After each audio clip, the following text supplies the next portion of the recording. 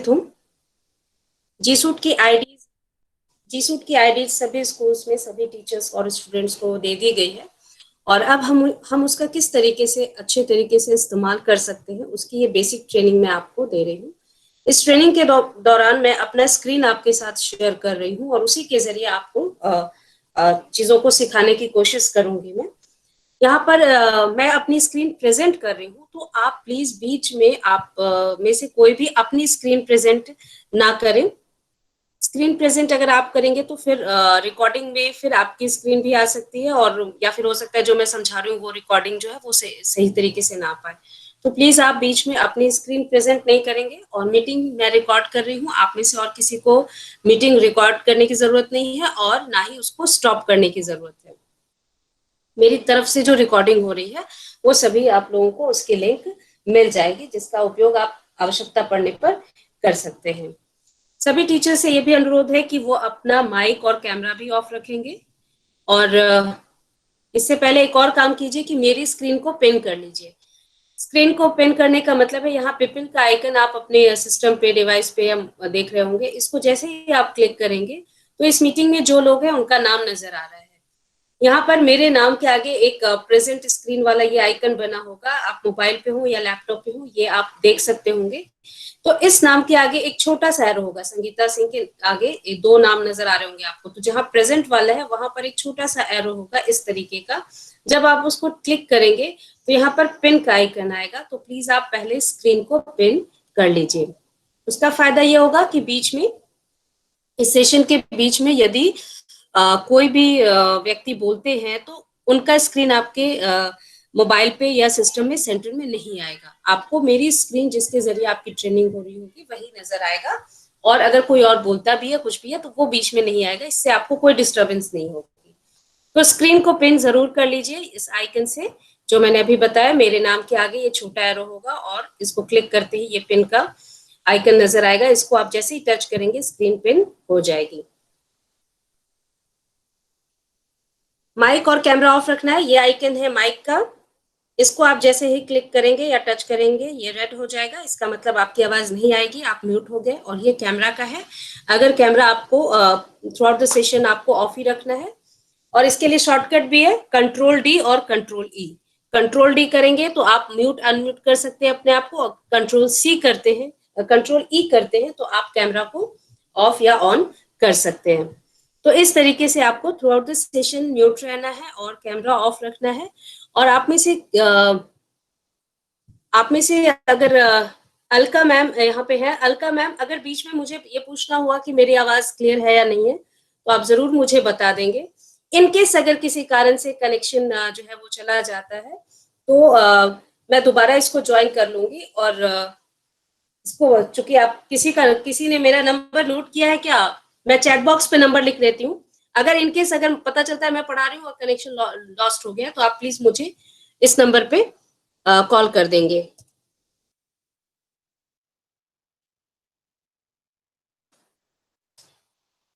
और वेट करेंगे, मैं ज्वाइन कर लूंगी, हालांकि ऐसा चांस नहीं है लेकिन फिर भी इसकी तैयारी तो हमें रखनी है।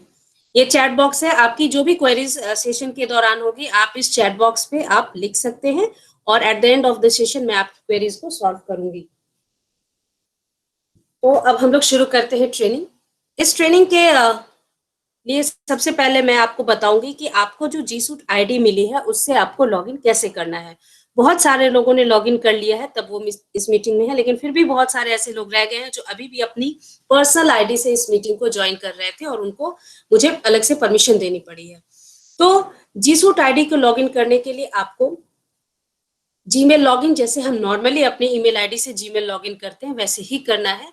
उसके लिए एक न्यू टैब आप जा सकते हैं, या आपकी अगर जीमेल आईडी ओपन है, जैसे ये जीमेल आईडी ओपन है तो इसमें भी आप ऐड करके एक नया अकाउंट इसमें लॉगिन कर सकते हैं। जैसे ऐड अनदर अकाउंट पे जाते हैं तो यहाँ पर ऐड कर सकते हैं, अदरवाइज न्यू टैब पे अगर जाकर हम जीमेल सर्च कर सकते हैं और वहां पर जीमेल लॉगिन करने के लिए अपनी जी सूट आईडी डाल सकते हैं और जी सूट के जरिए हम लॉगिन कर सकते हैं।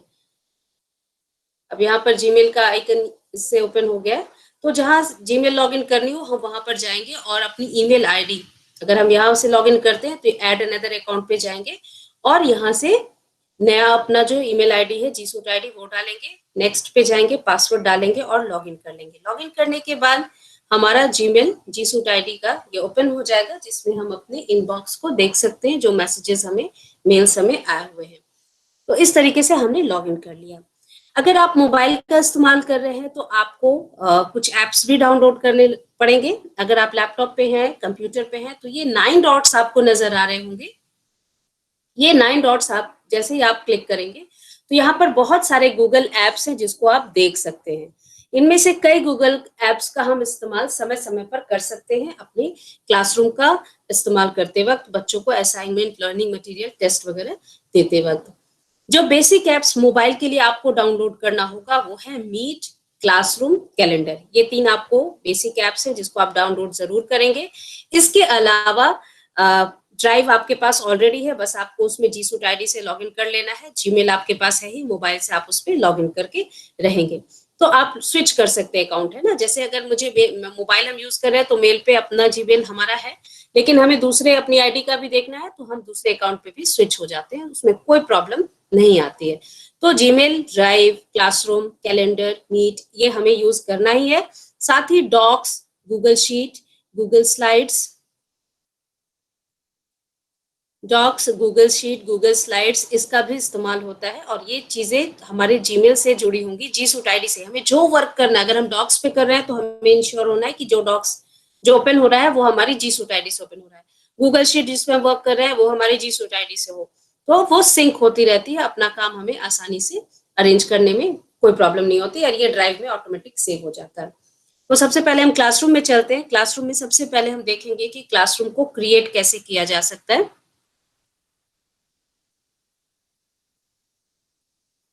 क्लासरूम को क्रिएट करने के लिए ये क्लासेस आप जो मेरी स्क्रीन पे देख रहे हैं ये वो क्लासेस हैं जिसको मैंने ऑलरेडी क्रिएट किया हुआ है। और नई क्लास क्रिएट करने के लिए या क्लास ज्वाइन करने के लिए यहाँ प्लस का आइकन है। जैसे इस प्लस के आइकन पे आप जाते हैं, ज्वाइन क्लास, क्रिएट क्लास का ऑप्शन है। अगर आपको किसी क्लास में इन्विटेशन मिला है तो आपके स्क्रीन पे ऑटोमेटिकली उसके इन्विटेशन आपको कई बार नजर आ जाता है, उसका ईमेल भी आ जाता है। आप किसी भी तरीके से ज्वाइन कर सकते हैं। नई क्लास क्रिएट करने के लिए क्रिएट क्लास के ऑप्शन पे हम जाते हैं और क्रिएट क्लास के ऑप्शन के साथ ही हमें क्लास नाम फीड करना है कि हम अपनी क्लास का क्या नाम रखना चाहते हैं, किस तरीके से हमें नाम डालना है। तो इसका एक तरीका जो हमारे रीजनल ऑफिस से बताया गया है कि हमें अपने क्लास के नाम के साथ अपना स्कूल कोड और शिफ्ट भी डालना है। तो अगर आपकी क्लास है का अगर स्कूल कोड हम मान ले, स्कूल कोड अगर हमने मान लिया 6789 और आप अगर शिफ्ट 2 में है तो S2 और उसके बाद अंडरस्कोर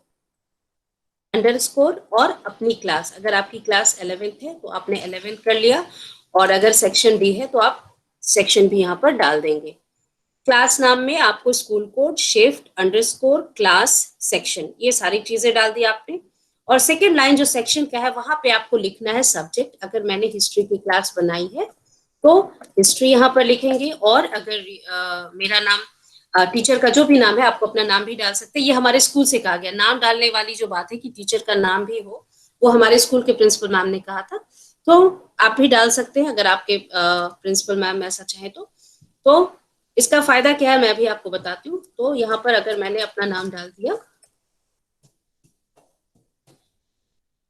एक क्लास, ये दोनों लाइन जो है आपको फिल करना जरूरी है। और उसके बाद सब्जेक्ट और रूम ऑप्शनल है, आप डालना चाहे तो डालें, नहीं डालेंगे तो भी कोई प्रॉब्लम नहीं है। इन दोनों में इस तरीके से आप इंफॉर्मेशन डाल देंगे और क्रिएट कर देंगे।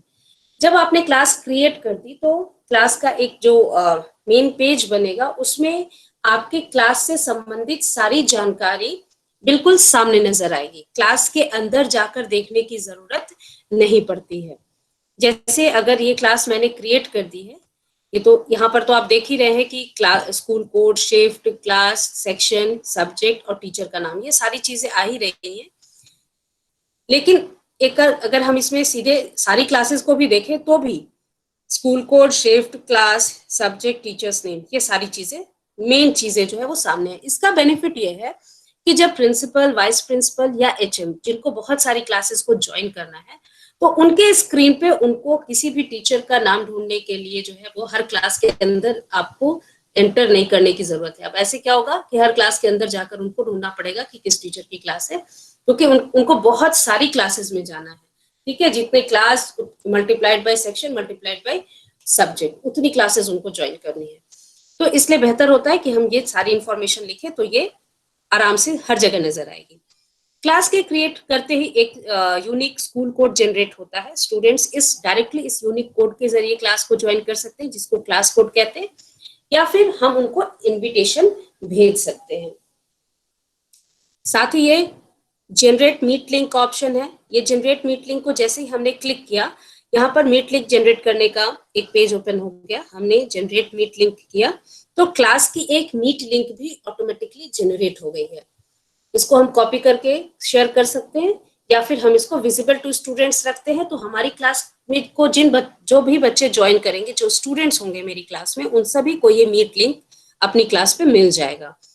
इसको हमने सेव कर लिया। इस मीट लिंक को जनरेट करने का फायदा ये है कि हमें हर बार अपनी क्लास के साथ मीटिंग शेड्यूल करने की जरूरत नहीं है।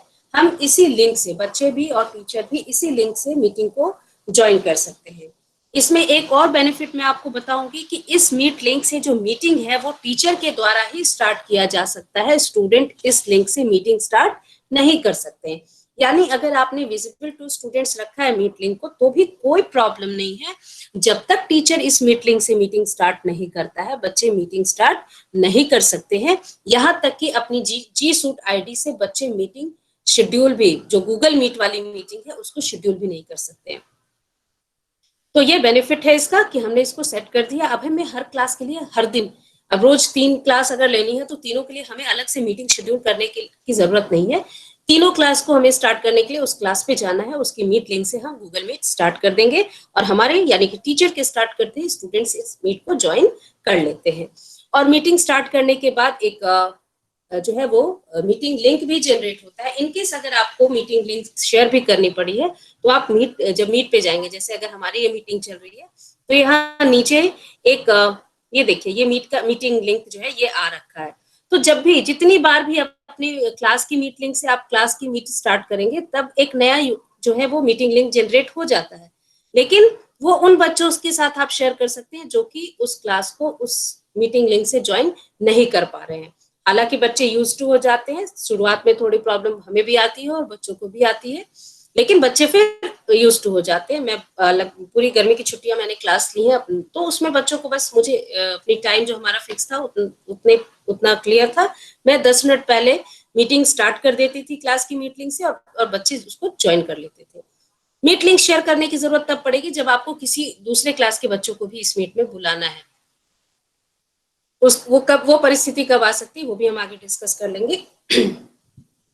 तो इस तरीके से मीट लिंक जनरेट हो गया, क्लास कोड जनरेट हो गया, और इसकी सेटिंग्स भी हम चाहें तो, अगर क्लास की सेटिंग्स में हमें कोई भी एडिटिंग करनी है, तो उसके लिए हम सेटिंग्स पे जाकर एडिटिंग कर सकते हैं। जैसे सेटिंग पे जाते हैं, अगर कोई भी इसमें एडिटिंग करनी है तो हम इसकी एडिटिंग भी कर सकते हैं। अब 11D हमने किया था, अब मान लीजिए हम 11B करना चाहते हैं, तो 11B कर दिया। ठीक है, तो हम मीटिंग जो भी चेंजेस है वो भी इसमें कर सकते हैं सेटिंग्स पे जा करके। और ये जनरल सेटिंग्स है, क्लास कोड को रीसेट भी किया जा सकता है। ये क्लास कोड ऑटो जनरेटेड है। अगर हमें लगता है कि हमारे क्लास कोड का इस्तेमाल करके कुछ और दूसरे बच्चे जिनको हमारी क्लास में नहीं होना चाहिए वो ज्वाइन कर रहे हैं, तो हालांकि जी सूट आईडी वाले ही व्यक्ति इसको ज्वाइन कर सकते हैं। तो अगर किसी दूसरे स्कूल का दूसरे क्लास के बच्चे बार बार ज्वाइन कर पा रहे हैं, आपको लग रहा है कि ये शायद बहुत जो है वो लोगों के पास पहुंच गया, तो आप चाहे इसको रीसेट भी कर सकते हैं। लेकिन यहाँ पर रीसेट कब कर सकते हैं, जब आपको बहुत जरूरी हो तभी कीजिए, क्योंकि मैक्सिमम 3 टाइम्स आप क्लास को रीसेट कर सकते हैं। उसके बाद आपको रीसेट करने की जरूरत जो अगर पड़ गई तो आप रीसेट नहीं कर सकते। तो ये ध्यान में रहे। अब स्ट्रीम का है, ये मैं अभी बता देती हूँ। स्ट्रीम जो मेन पेज अभी क्लास का ओपन हुआ था वो था, उसमें बच्चे पोस्ट कर सकते हैं, कमेंट कर सकते हैं या नहीं, या सिर्फ स्टूडेंट कमेंट कर सकते हैं, या सिर्फ टीचर ही पोस्ट और कमेंट कर सकते हैं, इसकी सेटिंग है। ठीक है, यहाँ पर हम जैसे ही अपनी क्लास की सेटिंग रखना चाहते हैं वो हम कर सकते हैं। स्ट्रीम जो पेज है, जो स्ट्रीम का पेज मैं आपको दिखाई दूं ताकि आपको ये क्लियर हो कि स्ट्रीम, ये जो है स्ट्रीम है। ये जो चीजें आप देख रहे हैं, कम्युनिकेशन विद द क्लास, और ये जो मेन आप पेज देख रहे हैं यही है स्ट्रीम। तो स्ट्रीम की सेटिंग का मतलब है कि बच्चे इसमें पोस्ट और कमेंट कर सकते हैं कि नहीं। टीचर ने कोई पोस्ट या कमेंट किया है तो वो किस रूप में नजर आए। कंडेंस नोटिफिकेशन, एक शॉर्ट नोटिफिकेशन आए कि टीचर ने आज लर्निंग मटेरियल दिया है, आज असाइनमेंट दिया है, वो नजर आए, या नोटिफिकेशन आए ही नहीं, हाइड नोटिफिकेशन, स्क्रीन पे कोई नोटिफिकेशन नहीं आए। या हम उसको डिटेल भी दे सकते हैं कि टीचर ने अगर लर्निंग मटेरियल दिया है तो अटैचमेंट्स और डिटेल्स भी उसके शो करें, किए जाए। तो हम यहाँ पर अब चूज कर सकते हैं। मैंने रखा है शो कंडेंस नोटिफिकेशन, यानी छोटा नोटिफिकेशन उसका आएगा। टीचर ने अगर कुछ डिलीट किया है वो भी व्यू करना चाहता है तो इसको ओपन ऑन कर सकता है।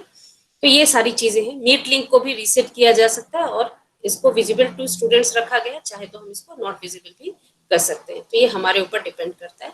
अगर हमने कुछ भी चेंज किया है तो फिर यहाँ पर हमें सेव कर लेना होगा। तो क्लास की सेटिंग्स के जरिए जाकर हम क्लास की कोड और बाकी चीजों को हम रीसेट कर सकते हैं, चेंज कर सकते हैं, एडिटिंग कर सकते हैं। अब जो क्लासेस हमने बनाई है, अगर मान लीजिए कि हमें लगता है कि किसी क्लास को हमें डिलीट करने की जरूरत पड़ गई है, ठीक है, तो उसके लिए भी ऑप्शन है। जब आप ये पेज ओपन करेंगे जहां पर सारे क्लासरूम को जैसे ही ओपन करेंगे गूगल क्लासरूम, तो यही आएगा। तो यहाँ पर आप किसी को भी किसी क्लास को डिलीट करना है तो आपको ये थ्री डॉट्स है, यहाँ पर क्लिक करना है। थ्री डॉट्स को क्लिक करने के बाद आपके पास मूव, एडिट, कॉपी, आर्काइव का ऑप्शन आता है। तो यहाँ पर आप आर्काइव करेंगे तो डिलीट हो जाएगा, कॉपी करेंगे तो इसी जो सेम क्लासरूम आपने बनाई है वो एक कॉपी हो जाएगा। और एडिटिंग यानी एडिट जो इन्फॉर्मेशन है क्लास की उसको एडिटिंग करने के लिए आप इसका इस्तेमाल कर सकते हैं। और मूव का इस्तेमाल कब करते हैं, जब हम क्लास का सीक्वेंस अपने हिसाब से रखना चाहते हैं। ये खास तौर से एचएम, प्रिंसिपल, वाइस प्रिंसिपल को ऑर्गेनाइज करने के लिए ज्यादा जरूरी है। हमारे पास तो 5 या 6 क्लासेस होंगी हार्डली, लेकिन अगर ऐसे टीचर्स हैं जिनको बहुत सारी क्लासेस में जाना है और बहुत सारे क्लासेस के को ऑब्जर्व करना है, तो उनको उनको मूव के जरिए वो ऑर्गेनाइज कर सकते हैं। जैसे मैंने मूव को अगर सेलेक्ट कर लिया तो जितनी भी क्लासेस बनी है उनके सीक्वेंस को चेंज करने के लिए हमारे पास ऑप्शन आ जाता है। तो इस तरीके से हम चेंज कर सकते हैं किसी भी क्लास के सीक्वेंस को। इस क्लास को हम किसके बाद लाना चाहते हैं उस तरीके से हम कर सकते हैं। तो ये एक तरीका है मूव के जरिए क्लास की सीक्वेंस को अरेंज करने का। अब जो क्लास हमने बनाई, स्ट्रीम तो हमने देख लिया, जहां पर टीचर कोई भी कमेंट या पोस्ट करता है वो स्ट्रीम पे उसको कंडेंस्ड फॉर्म में नजर आ जाता है। और बच्चे को भी हम अगर अलाउ करते हैं, स्टूडेंट्स को भी, तो स्टूडेंट्स भी पोस्ट और कमेंट कर सकते हैं अगर हमने उसको अलाउ कर रखा है तो। नेक्स्ट आता है कि क्लासरूम क्रिएट होने के बाद हम इनविटेशन कैसे भेज सकते हैं बच्चों को। दो तरीके हैं। स्टूडेंट्स के रूप में हम यहाँ से ईमेल आईडी के जरिए इनवाइट कर सकते हैं, या डायरेक्टली उनको हम क्लास कोड शेयर करेंगे और क्लास कोड के जरिए वो क्लास को ज्वाइन कर सकते हैं। टीचर को भी हम ऐड कर सकते हैं उनके जीसूट आईडी से के जरिए उनको ईमेल भेज करके।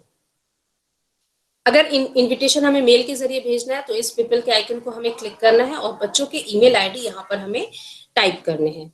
क्लास में बहुत सारे बच्चे हैं, 50-55 तक स्टूडेंट्स होते हैं। हमें सभी बच्चों का एक साथ ईमेल आईडी यहाँ पर टाइप कर सकते हैं। अलग अलग ईमेल आईडी टाइप करने की जरूरत नहीं है। हम सभी को एक्सेल शीट में अपनी क्लास के बच्चों की जीसूट आईडीज प्रोवाइड की गई है और हम उन्हें मेल कैसे भेज सकते हैं। तो हमें जहां पर हमने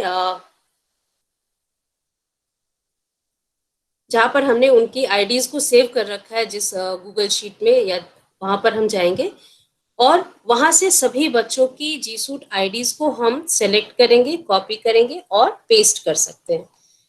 यहाँ पर मैं सिर्फ 3 बच्चों की आईडी को यहाँ पर कॉपी करके दिखा रही हूँ। आप 50, 55, 60 जितने भी बच्चे हो सबकी आईडी एक साथ सेलेक्ट कर लेंगे, उसको कंट्रोल सी से कॉपी कर लेंगे और फिर यहाँ पर कंट्रोल वी से पेस्ट कर लेंगे। अब इस तरीके से सभी बच्चों की आईडीज विद इन सेकेंड्स जो है वो हम इनको इनवाइट कर सकते हैं और इनविटेशन मेल बच्चों के पास चला जाता है और इनविटेशन मेल के जरिए बच्चे क्लास को ज्वाइन कर लेते हैं। एक स्टूडेंट की आईडी से मैं आपको ये भी दिखा सकती हूँ कि किस तरीके का ये उनके पास इनविटेशन जाता है।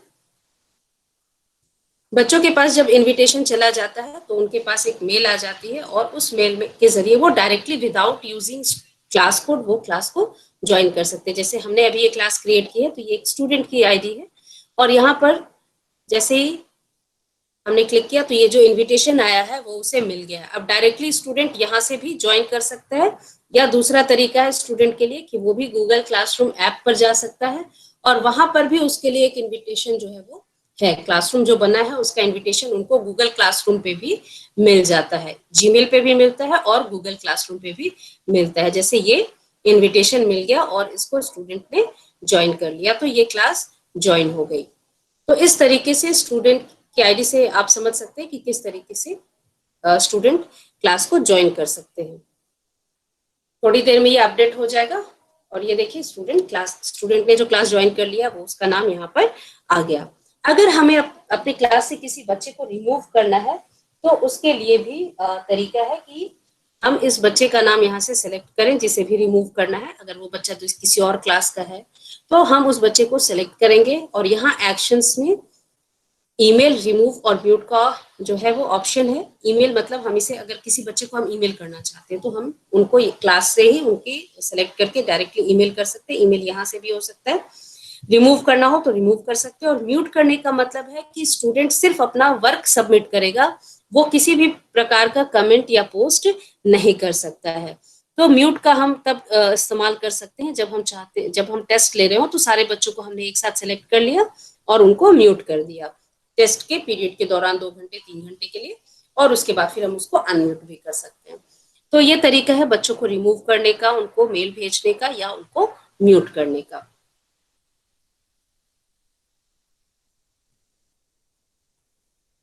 तो बच्चे को इनवाइट करना हमने देख लिया। नेक्स्ट है कि क्लास वर्क किस तरीके से हम बच्चों को लर्निंग मटेरियल, असाइनमेंट या क्विज प्रोवाइड कर सकते हैं। तो यहाँ पर हम क्लास वर्क पे जाएंगे। स्ट्रीम जो मेन पेज है, कमेंट पोस्ट टीचर और स्टूडेंट्स के हम देख सकते हैं, और जो क्लास पीपल है जिसके जरिए हम इन्वाइट करेंगे, और क्लास वर्क है जहां जाते ही हम क्लास से रिलेटेड क्या क्या मटेरियल डाल सकते हैं उसका ऑप्शन हमारे पास आ जाता है। क्लास पर क्लिक करते हैं, यहाँ पर क्रिएट का एक ऑप्शन देख सकते हैं हम, और यहाँ मीट ये जो है इसके जरिए भी गूगल मीट स्टार्ट हो सकती है और ये वही लिंक से स्टार्ट होगी। ये स्टूडेंट टीचर के लिए सेम है, एक क्लास के, इस क्लास के स्टूडेंट और इस क्लास के टीचर्स के लिए ये मीट लिंक है। वो एक इसी मीट लिंक से वो मीटिंग स्टार्ट कर सकते हैं और स्टूडेंट्स उसको ज्वाइन कर सकते हैं। मतलब क्लासरूम के अंदर से मीट स्टार्ट हो गई, अलग से कोई मीटिंग लिंक शेयर करने की जरूरत नहीं है, ना मीटिंग शेड्यूल करने की जरूरत है। गूगल कैलेंडर, यहाँ से गूगल कैलेंडर पे जाकर मीटिंग शेड्यूल किया जा सकता है। और क्लास ड्राइव फोल्डर, टीचर के लिए क्लास ड्राइव फोल्डर में क्या चीजें होती हैं, तो जो स्टूडेंट्स ने वर्क सबमिट किया है वो उनके क्लास ड्राइव में जब वो उसको चेक करते हैं तो वो सेव होता है।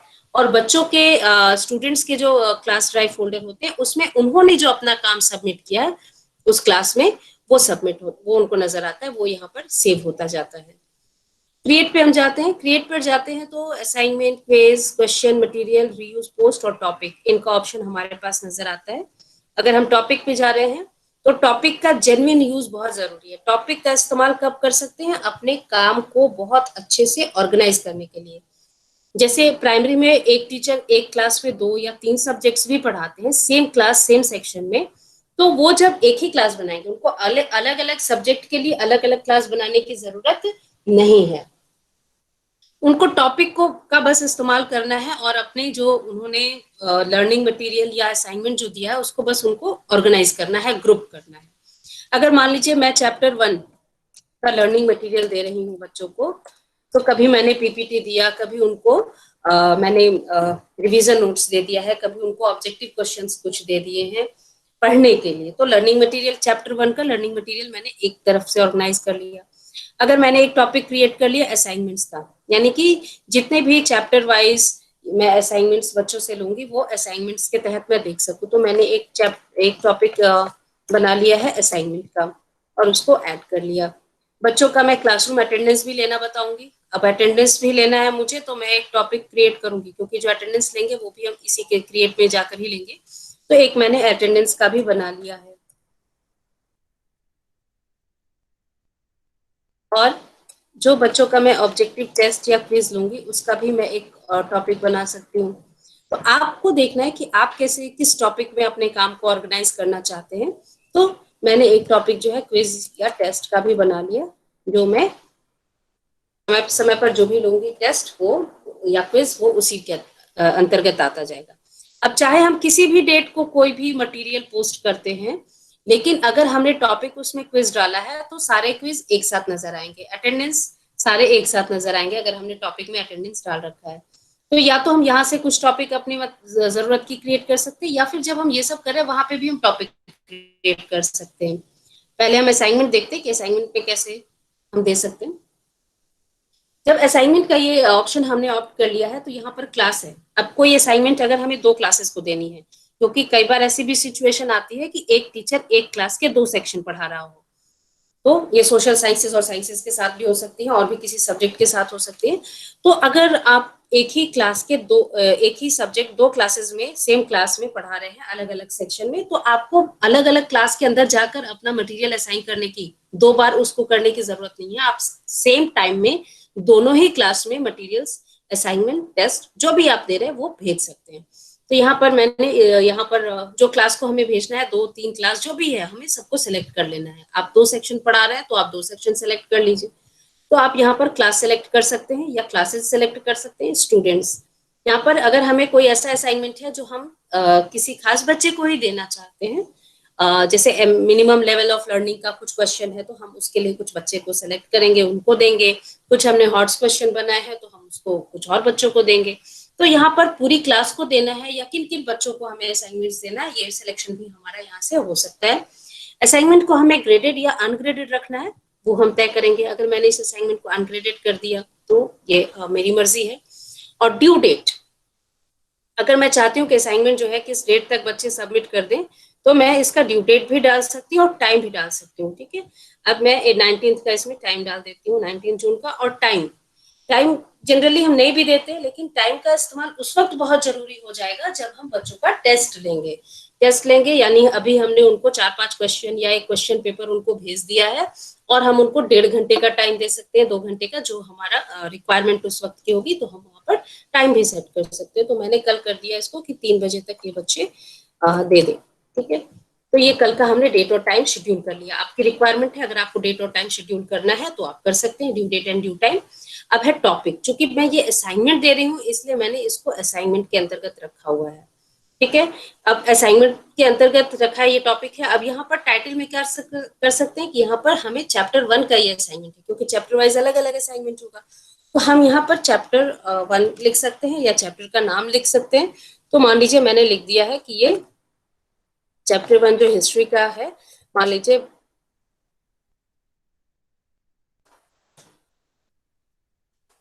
मैंने ये हिस्ट्री का एक चैप्टर का नाम यहाँ पर लिख दिया है। आप चाहे तो चैप्टर 1 या जो भी आपका तरीका है, आपको बस वो करना है।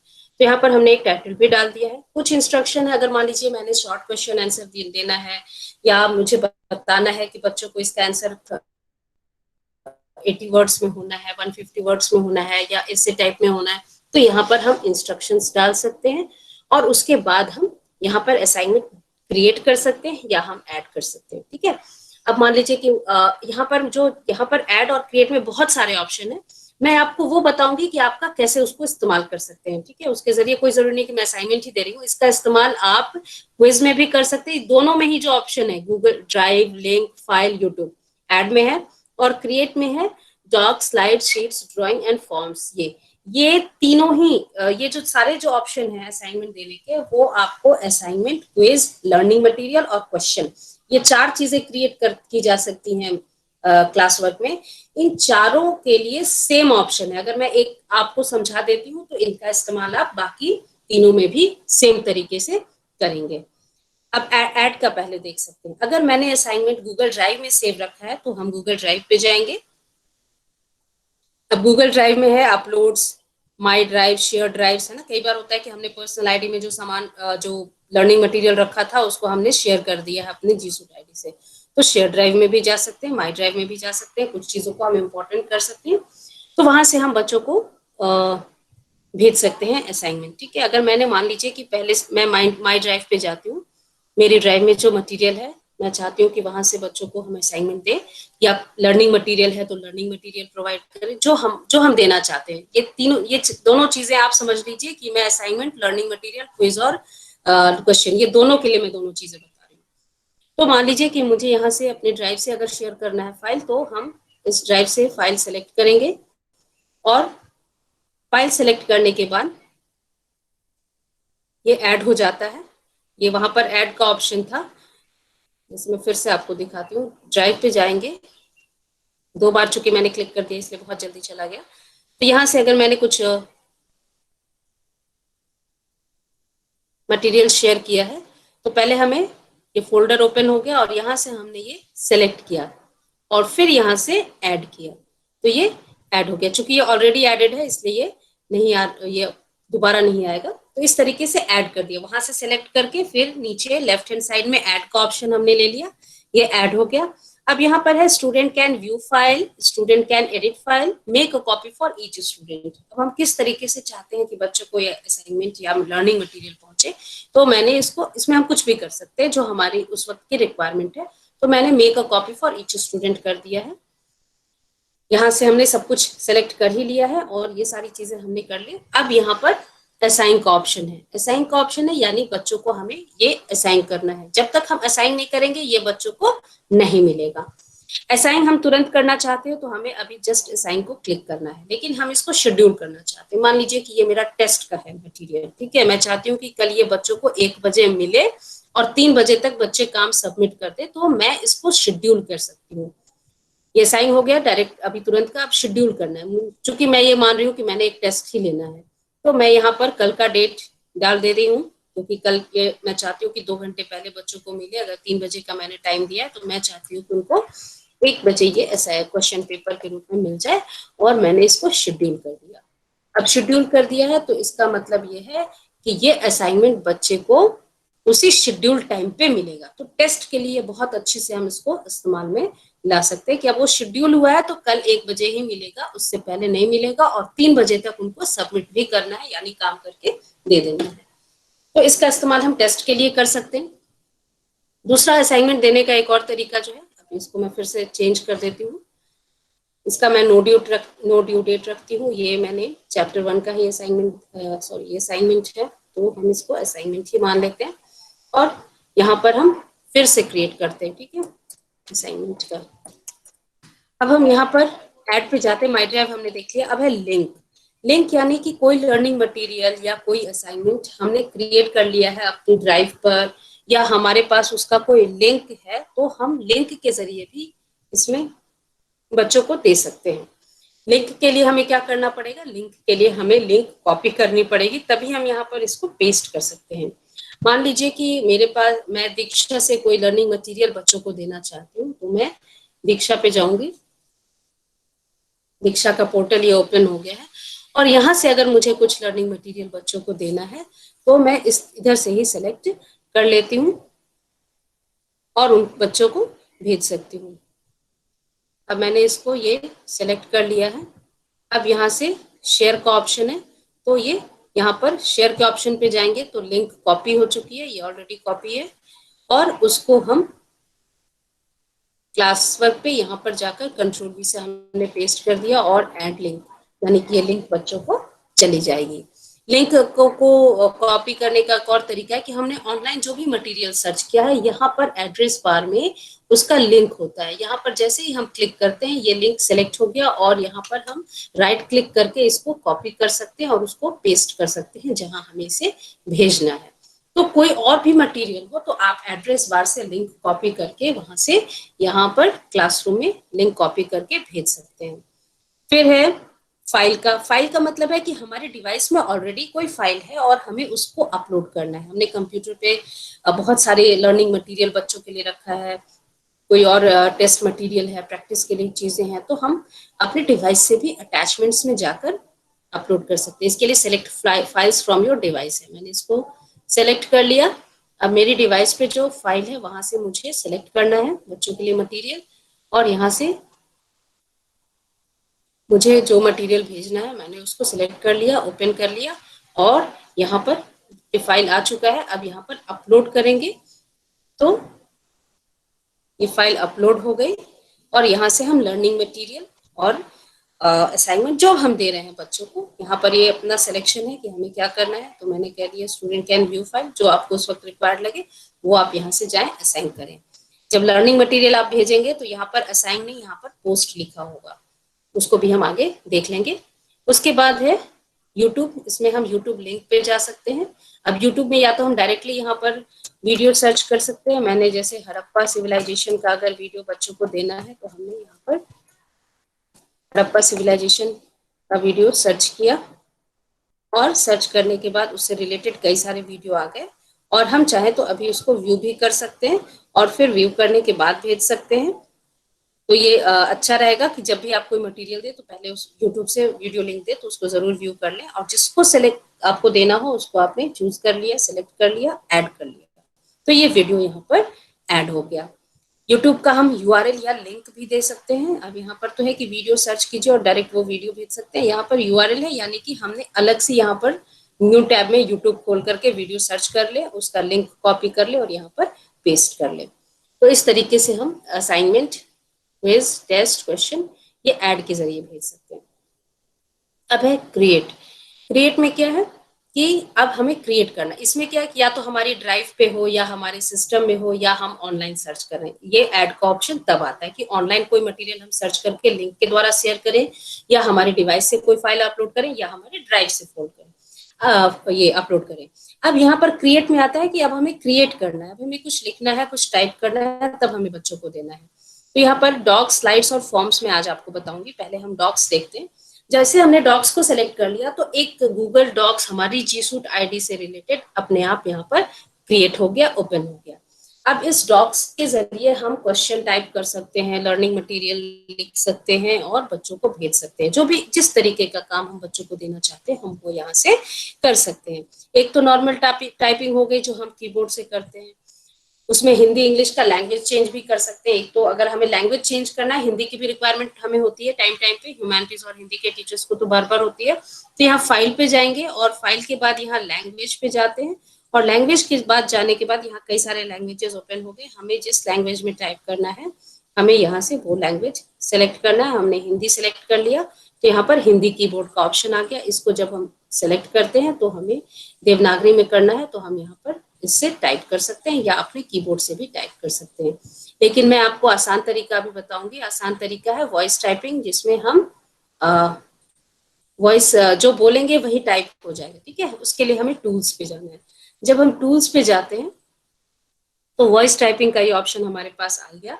हमने वॉइस टाइपिंग को सेलेक्ट कर लिया। अब यहाँ पर एक माइक्रोफोन का आइकन है, यहाँ पर क्लिक टू स्पीक, जैसे ही हम इसको क्लिक करेंगे ये रेड हो जाएगा। और हम लैंग्वेज भी यहाँ पर चेंज कर सकते हैं। अगर हमें हिंदी टाइप करना है तो हमने लैंग्वेज यहाँ से इस ड्रॉप डाउन मेनू से लैंग्वेज सिलेक्ट कर लिया। अगर हमें हिंदी चाहिए तो हम हिंदी को सिलेक्ट करेंगे और जो हम बोलेंगे ये क्लिक टू स्पीक किया, ये रेड हो गया। अब हम जो बोलेंगे यहाँ टाइप हो जाएगा। जैसे अगर मैं बोलती हूँ नमस्कार आप लोग कैसे हैं, तो ये हमारे बोलते ही चीजें टाइप हो गई। तो इस तरीके से बहुत इजीली, और फिर जैसे ही हम इसको दोबारा क्लिक करेंगे तो ये टाइपिंग यहाँ पर स्टॉप हो गया। तो हम गूगल डॉक्स में अभी चाहते हैं कि हमें तुरंत टेस्ट पेपर बनाना है, तुरंत हमने टाइप कर लिया और बच्चों को भेज सकते हैं। कोई लर्निंग मटेरियल है, रिवीजन नोट्स है, कुछ भी हम बनाकर बच्चों को भेज सकते हैं। और इसको हमें अलग से शेयर करने की जरूरत नहीं है, क्योंकि ये क्लासरूम में हमारी जी सूट आईडी से ही बन रहा है, इसलिए ऑटो सेव हो रहा है ये सब कुछ। अब देखिए ये मैं फिर से अगर ओपन करती हूँ क्लासरूम में जाकर के तो देखिए कि जो हमने लिखा है वो इसमें मेंशन है पहले से ही। तो ये ऑटो सेव हो रहा है, बस हमें अपना काम करना है और बच्चों को लर्निंग मटेरियल या असाइनमेंट देना है। क्रिएट का नेक्स्ट ऑप्शन है स्लाइड्स। स्लाइड्स भी जैसे हमने सेलेक्ट किया तो ये एक नया स्लाइड क्रिएट हो गया, ये भी ओपन हो गया। अब इसके जरिए हम पीपीटी बना सकते हैं और पीपीटी के जरिए बच्चों को हम या तो अपनी क्लास के लिए पीपीटी बना सकते हैं, बच्चों के साथ शेयर कर सकते हैं, या फिर हम इस पे टेस्ट भी प्रिपेयर कर सकते हैं। बहुत सारे तरीके और भी हैं इसमें, तो हम उसको यूज करेंगे। यहाँ पर भी हम या तो जनरल टाइपिंग करते हैं या फिर हम यहाँ पर भी टूल्स हैं, टूल्स में जब हम जाते हैं तो यहाँ पर भी वॉइस टाइपिंग का ऑप्शन हमारे पास आ जाता है और लैंग्वेज भी हम चेंज कर सकते हैं। तो हमारे पास हर जगह बहुत सारे टूल्स हैं जिसके जरिए हम अपने काम को और भी अच्छा बना सकते हैं। ये भी ऑटो सेव होता है, अलग से शेयर करने की जरूरत नहीं है और ये बच्चों के पास चला जाएगा।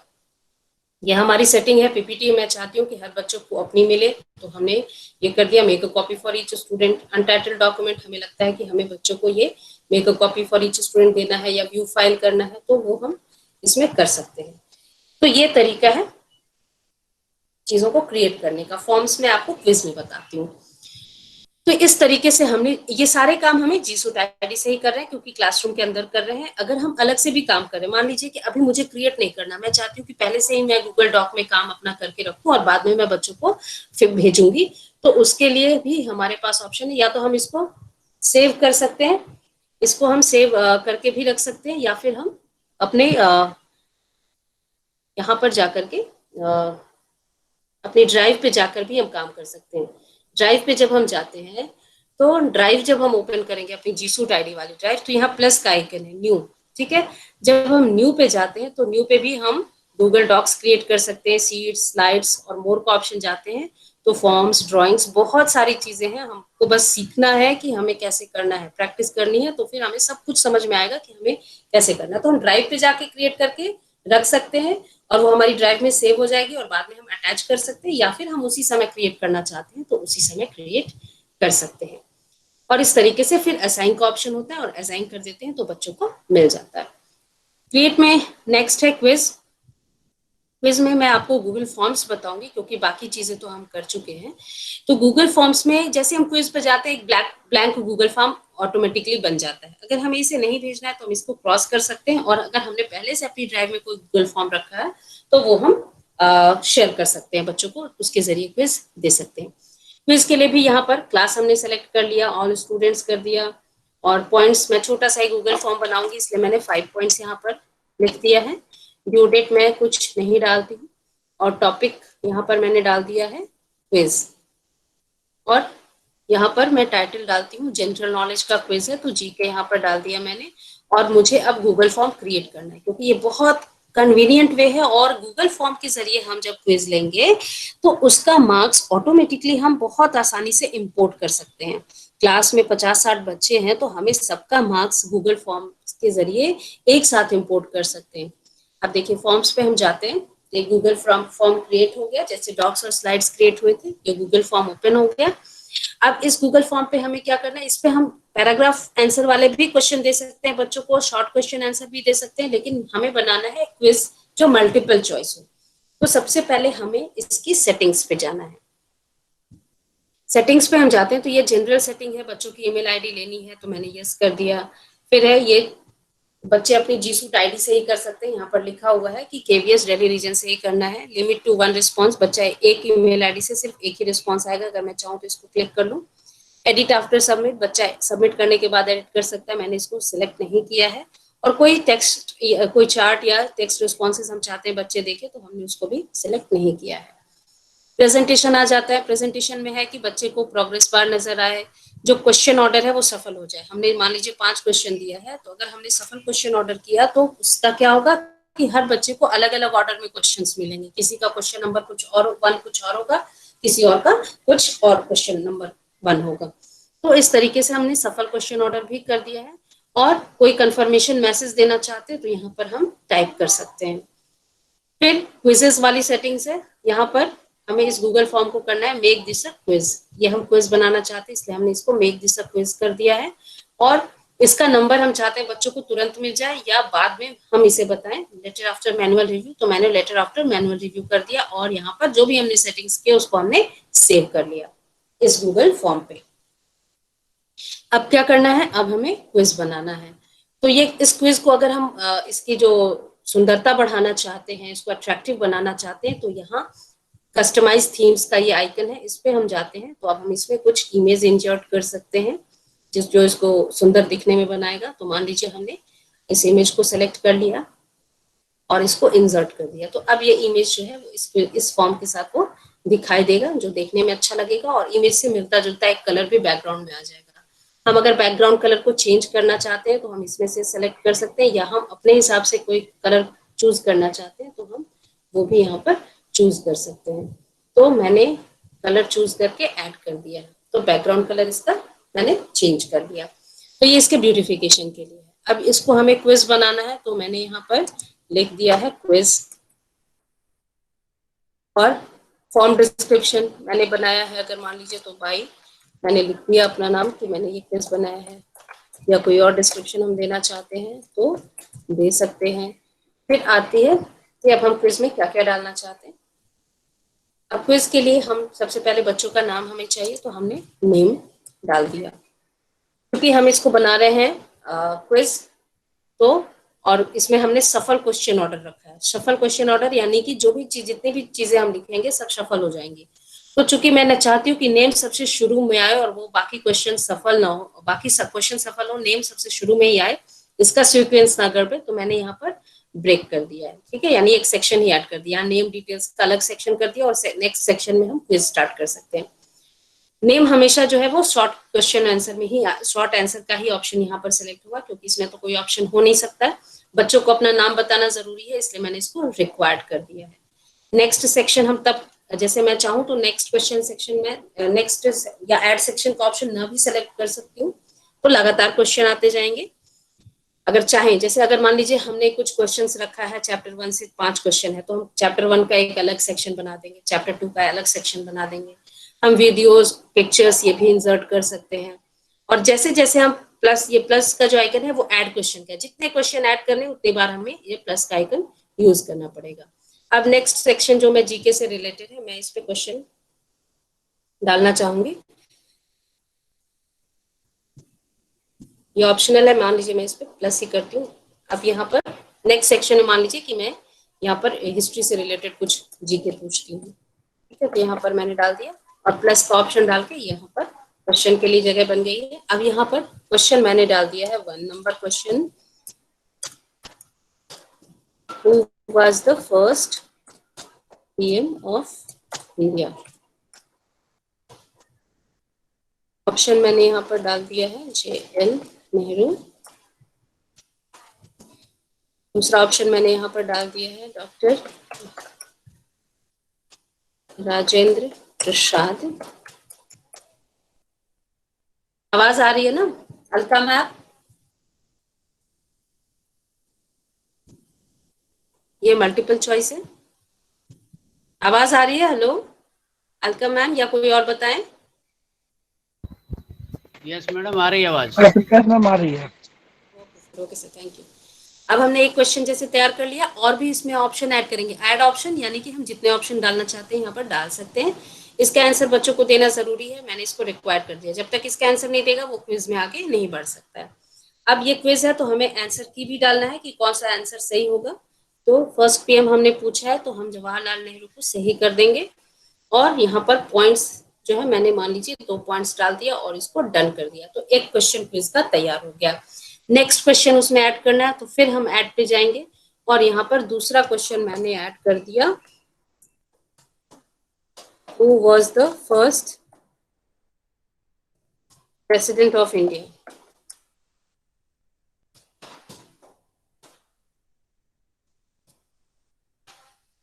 और यहाँ पर फिर ऑप्शन हमने डाल दिया, और JL नेहरू और उसके बाद डॉक्टर राजेंद्र प्रसाद।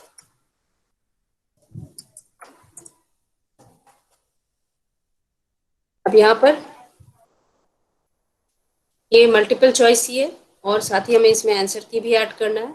तो आंसर की के लिए हमने इसमें इस आंसर को राइट किया है। पॉइंट्स मान लीजिए मैंने इसके 3 रख दिया, ये छोटा सा मैं गूगल फॉर्म बना रही हूँ, और ये रिक्वायर्ड, यानी इसका भी आंसर बच्चों को देना जरूरी है। तो इस तरीके से हम क्वेश्चन ऐड करते जा सकते हैं, इसमें इमेज वगैरह भी ऐड कर सकते हैं। इसमें बहुत तरीके से क्वेश्चन पूछा जा सकता है, मल्टीपल चॉइस में भी मैच करने वाला भी क्वेश्चन पूछा जा सकता है, तो उसको हम तैयार कर सकते हैं और भेज सकते हैं। ये गूगल फॉर्म तैयार हो गया। अब रिस्पॉन्सेज के जरिए हमें क्या पता चलता है कि जिन बच्चों ने जो आंसर किया उसका पूरा रिस्पॉन्स यहाँ पर आता है। यहाँ पर जो 3 डॉट्स रिस्पॉन्सेज में हम देखते हैं तो बच्चों का रिस्पॉन्स यहाँ पर CSV फाइल के रूप में एक तरीके का ये गूगल शीट टाइप का होता है, उसमें भी ये आ जाता है। तो खैर हमने ये क्विज तैयार कर लिया है, गूगल फॉर्म तैयार कर लिया है। अब प्रीव्यू है, प्रीव्यू के जरिए हम देख सकते हैं कि बच्चों को ये कैसा दिखेगा। हम प्रीव्यू पे जाते हैं तो यहाँ पर बच्चों को इस तरीके से नजर आएगा। 2 सेक्शन हमने बनाए हैं, इसलिए इस सेक्शन के बाद हमें नेक्स्ट पे जाना पड़ेगा। बच्चे जब अपना नाम लिख लेंगे तब वो नेक्स्ट पे जाएंगे और फिर आगे आंसर वो दे सकते हैं। तो प्रीव्यू भी हमने देख लिया है, और ये ऑटो सेव हो रहा है क्योंकि ये हम गूगल फॉर्म जो है हमें ऑटो सेव ही होता है, तो ये ऑटो सेव होता जा रहा है। अब चूंकि हम क्लास वर्क में जा रहे हैं तो हमें अलग से सेंड करने की जरूरत नहीं है। नहीं तो पहले क्या होता था, जब गूगल क्लासरूम में हम वर्क नहीं करते थे तो हम सेंड पे जाते थे, यहाँ से लिंक कॉपी करते थे और बच्चों को भेजते थे। तो यहाँ पर अलग से हमें सेंड करने की जरूरत नहीं है, क्योंकि हम गूगल क्लासरूम के अंदर ही ये गूगल फॉर्म क्रिएट करेंगे। ये गूगल फॉर्म है, देखिए बिल्कुल ऑटो सेव हो गया, ये गूगल फॉर्म ओपन हो गया। तो ये रेडी है। गूगल फॉर्म बच्चों को देने के लिए, और यहाँ पर हम जैसे असाइन पे जाते हैं ये बच्चों को चला जाएगा। तो मैंने इसको असाइन कर दिया है। अब इस क्लास के बच्चों बच्चों को ये चला जाएगा गूगल फॉर्म। अब इसमें एक और चीज था कि हमें इसका ग्रेड भी चाहिए। ठीक है, तो ग्रेड के लिए क्या होगा, ग्रेड इंपोर्टिंग का ऑप्शन हमें एक्टिवेट करना पड़ेगा, जिसको जो ऑप्शन अभी नहीं आ रहा था, तो मैं बाद में एडिटिंग पे जाती हूँ। और जब एडिटिंग पे जाते हैं तो अब देखिए यहाँ पर ग्रेड इंपोर्टिंग का ऑप्शन है। ठीक है, तो इसको ग्रेड इंपोर्टिंग का ऑप्शन मैंने ऑन कर दिया है कि मुझे इस क्विज का ग्रेड इंपोर्ट करना है अपने क्लास के बच्चों के लिए, और इसको मैंने सेव कर लिया। कहने का मतलब ये है कि अगर आप कोई असाइनमेंट, लर्निंग मटेरियल या कुछ भी देते हैं और आपको लगता है कि उसमें कुछ एडिटिंग करना है, ड्यू डेट चेंज करना है, अब होता है ना कि बच्चे ड्यू डेट पर नहीं दे रहे हैं, तो हमें ड्यू डेट को चेंज, और उसके बाद वो सबमिट नहीं कर पाएंगे। अगर मैंने कोई असाइनमेंट दिया है और उसका कोई डेट टाइम निर्धारित किया है, तो उसके बाद बच्चे वो सबमिट नहीं कर सकते, लेकिन हमें तो चाहिए वो असाइनमेंट। तो हम फिर जाकर यहाँ पर एडिटिंग, ये जो 3 डॉट्स है वहां पर जाकर हम एडिट, डिलीट और कॉपी लिंक ऑप्शन है, तो एडिट पे हम जाएंगे और वहां से हम ड्यू डेट चेंज कर सकते हैं, या जो भी चीजें हमें अपने चेंज करनी हो वो हम कर सकते हैं। तो हमने इसमें ग्रेड इंपोर्टिंग का ऑप्शन एक्टिवेट कर दिया। अब बच्चों के पास ये जीके का जो क्विज है, गूगल फॉर्म है, ये चला गया है। अब देखते हैं बच्चों की साइड से, ये बच्चे की आईडी से मैं आती हूँ यहाँ पर और देखती हूँ कि किस तरीके से यहाँ पर अब ये जो भी हमने अभी असाइनमेंट दिया है, ये बच्चों के पास ये इस तरीके से नजर आ रहा है। अब बच्चे को इसको अटेम्प्ट करना है, तो स्टूडेंट जब इसको क्लिक करेंगे तो ये गूगल फॉर्म उनके स्क्रीन पे नजर आएगा। ये स्टूडेंट की आईडी से मैं बता रही हूँ आपको। अब ये बच्चा जो है वो गूगल फॉर्म ओपन करेगा, क्विज अटेम्प्ट करेगा और सबमिट करेगा। तो अब मैंने 2 सेक्शन बना दिए थे, तो सेक्शन, पहले सेक्शन में सिर्फ नाम है, तो यहाँ पे स्टूडेंट को अपना नाम देना पड़ेगा, और फिर नेक्स्ट जो वो जाता है, तो अब उसके पास क्वेश्चन आएगा। अब यहाँ पर देख रहे हैं क्वेश्चन ऑर्डर चेंज हो गया है। ठीक है, अगर मैं ये नंबरिंग नहीं करती क्वेश्चन की, तो क्या होता कि नंबरिंग तो पता ही नहीं चलता, बस क्वेश्चन आता है। यहाँ पे 2 और 1 बाद में नजर आ रहा है। अगर नंबरिंग नहीं करेंगे तो नंबरिंग का कोई इशू यहाँ पर नहीं है, जो ऑर्डर था वो सफल हो चुका है। तो अब यहाँ पर फर्स्ट प्रेसिडेंट बच्चे ने इसको अटेम्प्ट कर लिया, सेकेंड क्वेश्चन इसको अटेम्प्ट कर लिया, और ये प्रोग्रेस बार है जिसको हमने ऑन रखा था। और उसके बाद जितने भी क्वेश्चन होंगे बच्चे उसी तरीके से अटेम्प्ट करेंगे और फिर सबमिट कर देंगे। सबमिट करने के बाद उनका जो ये क्विज है वो अटेम्प्ट कर लिया, और इसके बाद उनको यहाँ पर करना है मार्क एज डन। यहाँ पर ऐड और क्रिएट करने की जरूरत नहीं, बच्चों को कोई अटैचमेंट देने की जरूरत नहीं है। थोड़ी देर में बच्चे ने अगर नहीं भी किया तो थोड़ी देर में ये अपने आप मार्क एज डन हो जाता है। बच्चे ने ये अटेम्प्ट कर लिया, अब टीचर के पास इसका आ जाएगा रिकॉर्ड। अब मुझे मान लीजिए ग्रेड इंपोर्ट करना है, जो मैंने आपको बताया, तो यहाँ पर हम जाएंगे, रिव्यू असाइनमेंट पे मैं जाती हूँ। अब यहाँ पर हम देखते हैं कि इस बच्चे ने सबमिट कर दिया है, बाकी 2 बच्चों का भी नहीं आया है। तो ग्रेड इंपोर्ट चूंकि मुझे बताना है, तो मैं अभी इंपोर्ट करके बताऊंगी, क्योंकि क्लास में क्या होगा कि हम वेट कर सकते हैं, या बाद में भी इंपोर्ट कर सकते हैं, बाकी बच्चों का हम बाद में इंपोर्ट कर देंगे, पहले इसका ग्रेड इंपोर्ट करते हैं। तो ग्रेड इंपोर्टिंग के लिए मुझे क्या करना है, इसको सेलेक्ट करना है। ठीक है, जो बच्चे टर्न इन है, टर्न इन मतलब बच्चे ने उसको अटेम्प्ट कर लिया, टर्न इन वाले बच्चों का हमने ये सिलेक्ट कर लिया टर्न इन से, और यहाँ पर इनको रिटर्न भी कर सकते हैं। पहले हम ग्रेड इंपोर्ट करते हैं। अब हमने ग्रेड इंपोर्ट करना है, तो यहाँ पर इंपोर्ट ग्रेड्स का ये ऑप्शन नजर आ रहा है, हम इसको इंपोर्ट ग्रेड पर जाएंगे। इंपोर्ट ग्रेड पर जाते हैं और ऑटोमेटिकली बच्चे का मार्क्स यहाँ पर लग गया है। अब इसे बताना है हमें, तो टर्न इन को हमने सेलेक्ट कर लिया और बच्चे को ये हम रिटर्न कर देंगे। तो बच्चे को रिटर्न कर दिया तो बच्चे को भी अपना मार्क्स पता चल जाएगा। तो ग्रेड इंपोर्टिंग के जरिए क्या होगा कि हमें अलग अलग बच्चों के वर्क को देखने की जरूरत नहीं है गूगल फॉर्म्स में। अगर क्विज मल्टीपल चॉइस टाइप का क्विज है, तो उसमें क्या होगा कि ग्रेड इंपोर्टिंग के जरिए ऑटोमेटिकली ग्रेड इंपोर्ट हो गया, उनके मार्क्स लग गए और उसको हमने रिटर्न भी कर दिया है। तो गूगल फॉर्म्स का तरीका हो गया। उसके बाद है गूगल फॉर्म्स के बाद, सॉरी क्विज के बाद जो है वो है क्वेश्चन।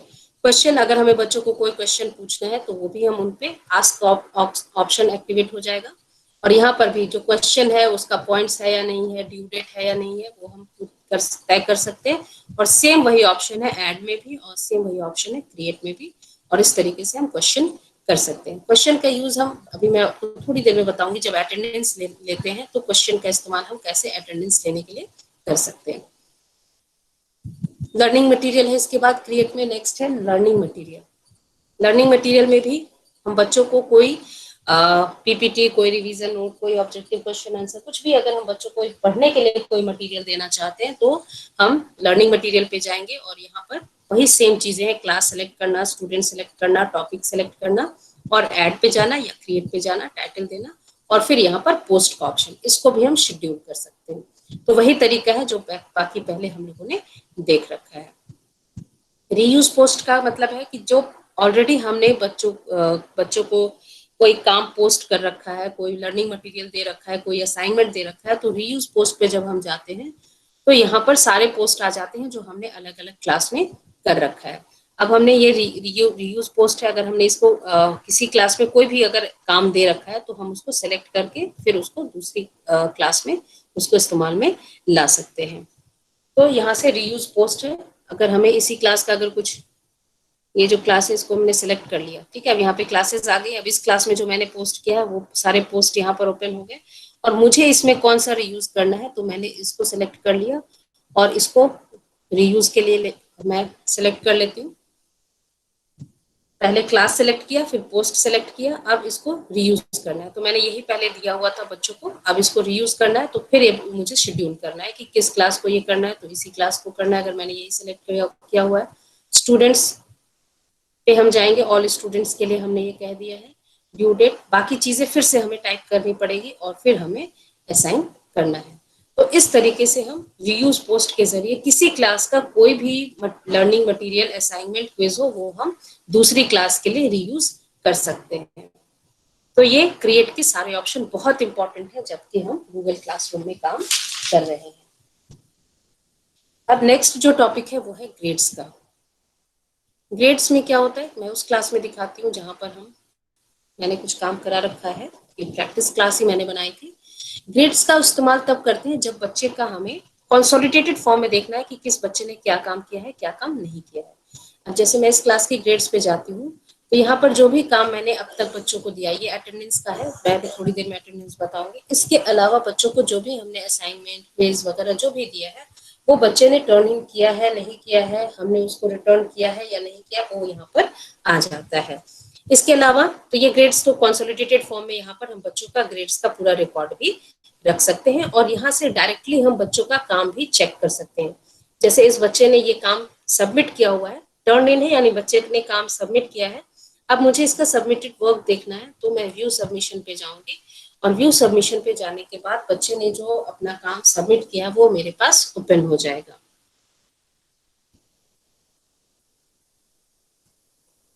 ये बच्चे का काम ओपन हो गया और इसको हम चेक कर सकते हैं। जैसे अगर ये काम है तो मान लीजिए कि मुझे इसको चेक करना है, तो चेक करने के लिए क्या करना है, ये जो प्लस का आइकन है इसके जरिए हम एरिया हाईलाइट कर सकते हैं और उससे रिलेटेड अगर हमें बच्चों को कोई कमेंट देना है तो वो दे सकते हैं। दूसरा कि कमेंट बैंक है, बहुत सारे जनरल कमेंट सब क्लासेस में यूज करते हैं, तो कुछ कमेंट बैंक पे जब हम जाते हैं तो अब हमारे पास ऑप्शन है कि हम ऐड टू बैंक में जाते हैं और कुछ जो है वो कमेंट यहाँ पर ऐड करके रख सकते हैं। जैसे मैंने एक एक्सीलेंट का कमेंट ऐड कर लिया है और इसको ऐड कर लिया तो ये मेरे बैंक में, कमेंट बैंक में ऐड हो गया। ठीक है, इसके अलावा हम और जितने भी चाहे ऐड कर सकते हैं। ठीक है, तो जनरल कमेंट्स जो हम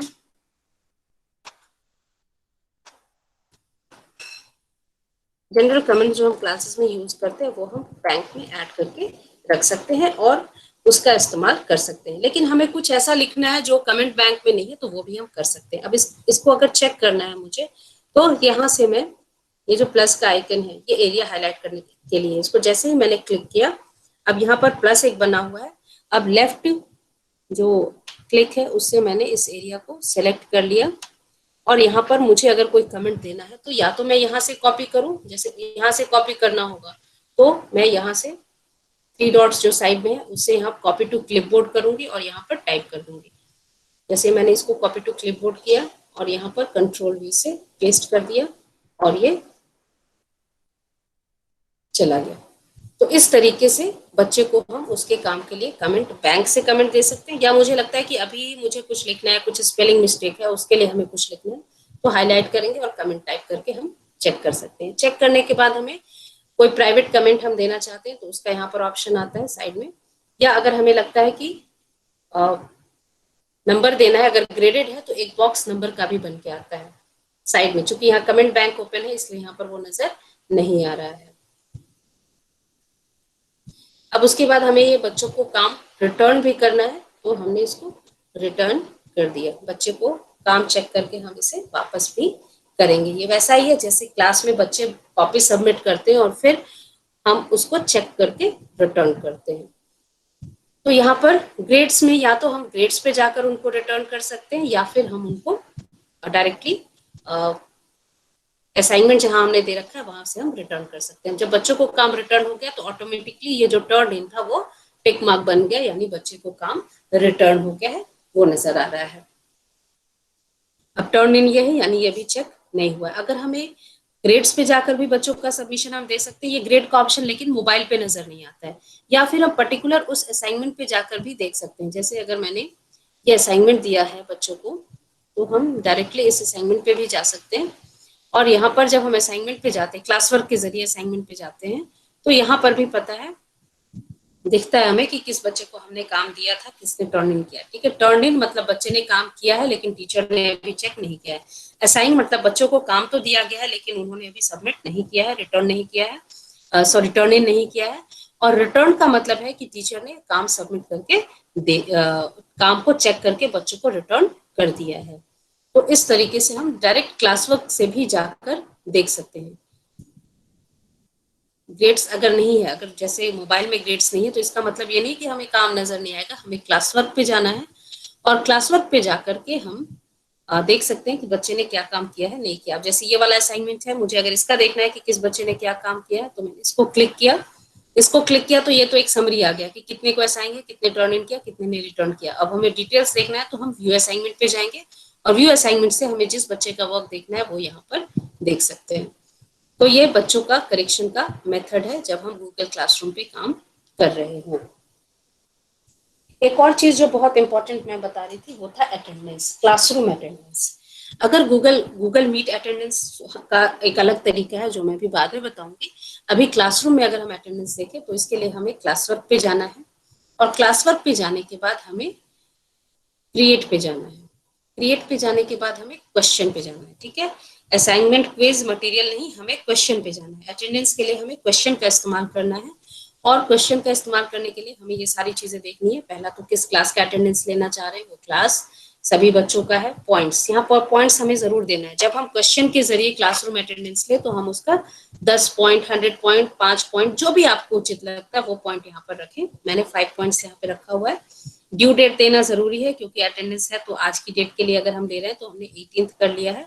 अगर मेरे क्लास का टाइमिंग है अगर 4 to 5, तो मैंने यहाँ पर टाइम दे दिया है कि 4 to 5 क्लास है तो बच्चे 4:10 PM तक जरूर अपना अटेंडेंस मार्क कर दें। उसके बाद अगर बच्चा अटेंडेंस मार्क करता है, कर तो सकता है उसके बाद भी, लेकिन वहां पर हमें दिखता है कि डन लेट, यानी 4:10 के बाद उसने किया है।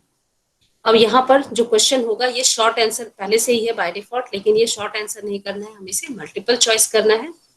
टॉपिक में यहाँ पर अटेंडेंस सेलेक्ट करना है और यहाँ पर क्वेश्चन डालना है अटेंडेंस फॉर आज का डेट। ठीक है, अटेंडेंस फॉर आज का डेट है 18 जून, तो हमने 18 जून लिख दिया है। और यहाँ पर इंस्ट्रक्शंस में लिखेंगे आर यू प्रेजेंट।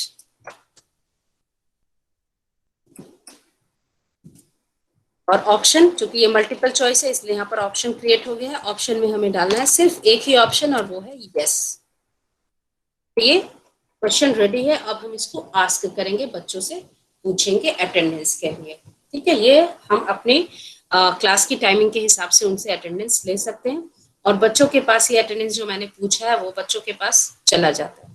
जैसे ये स्टूडेंट की आईडी से मैंने ओपन किया है। अब स्टूडेंट की आईडी से अगर मैं आपको बताऊं कि अटेंडेंस कैसे मार्क करना है, तो यहाँ पर आ गया स्ट्रीम पेज पे अटेंडेंस से रिलेटेड। अभी इसमें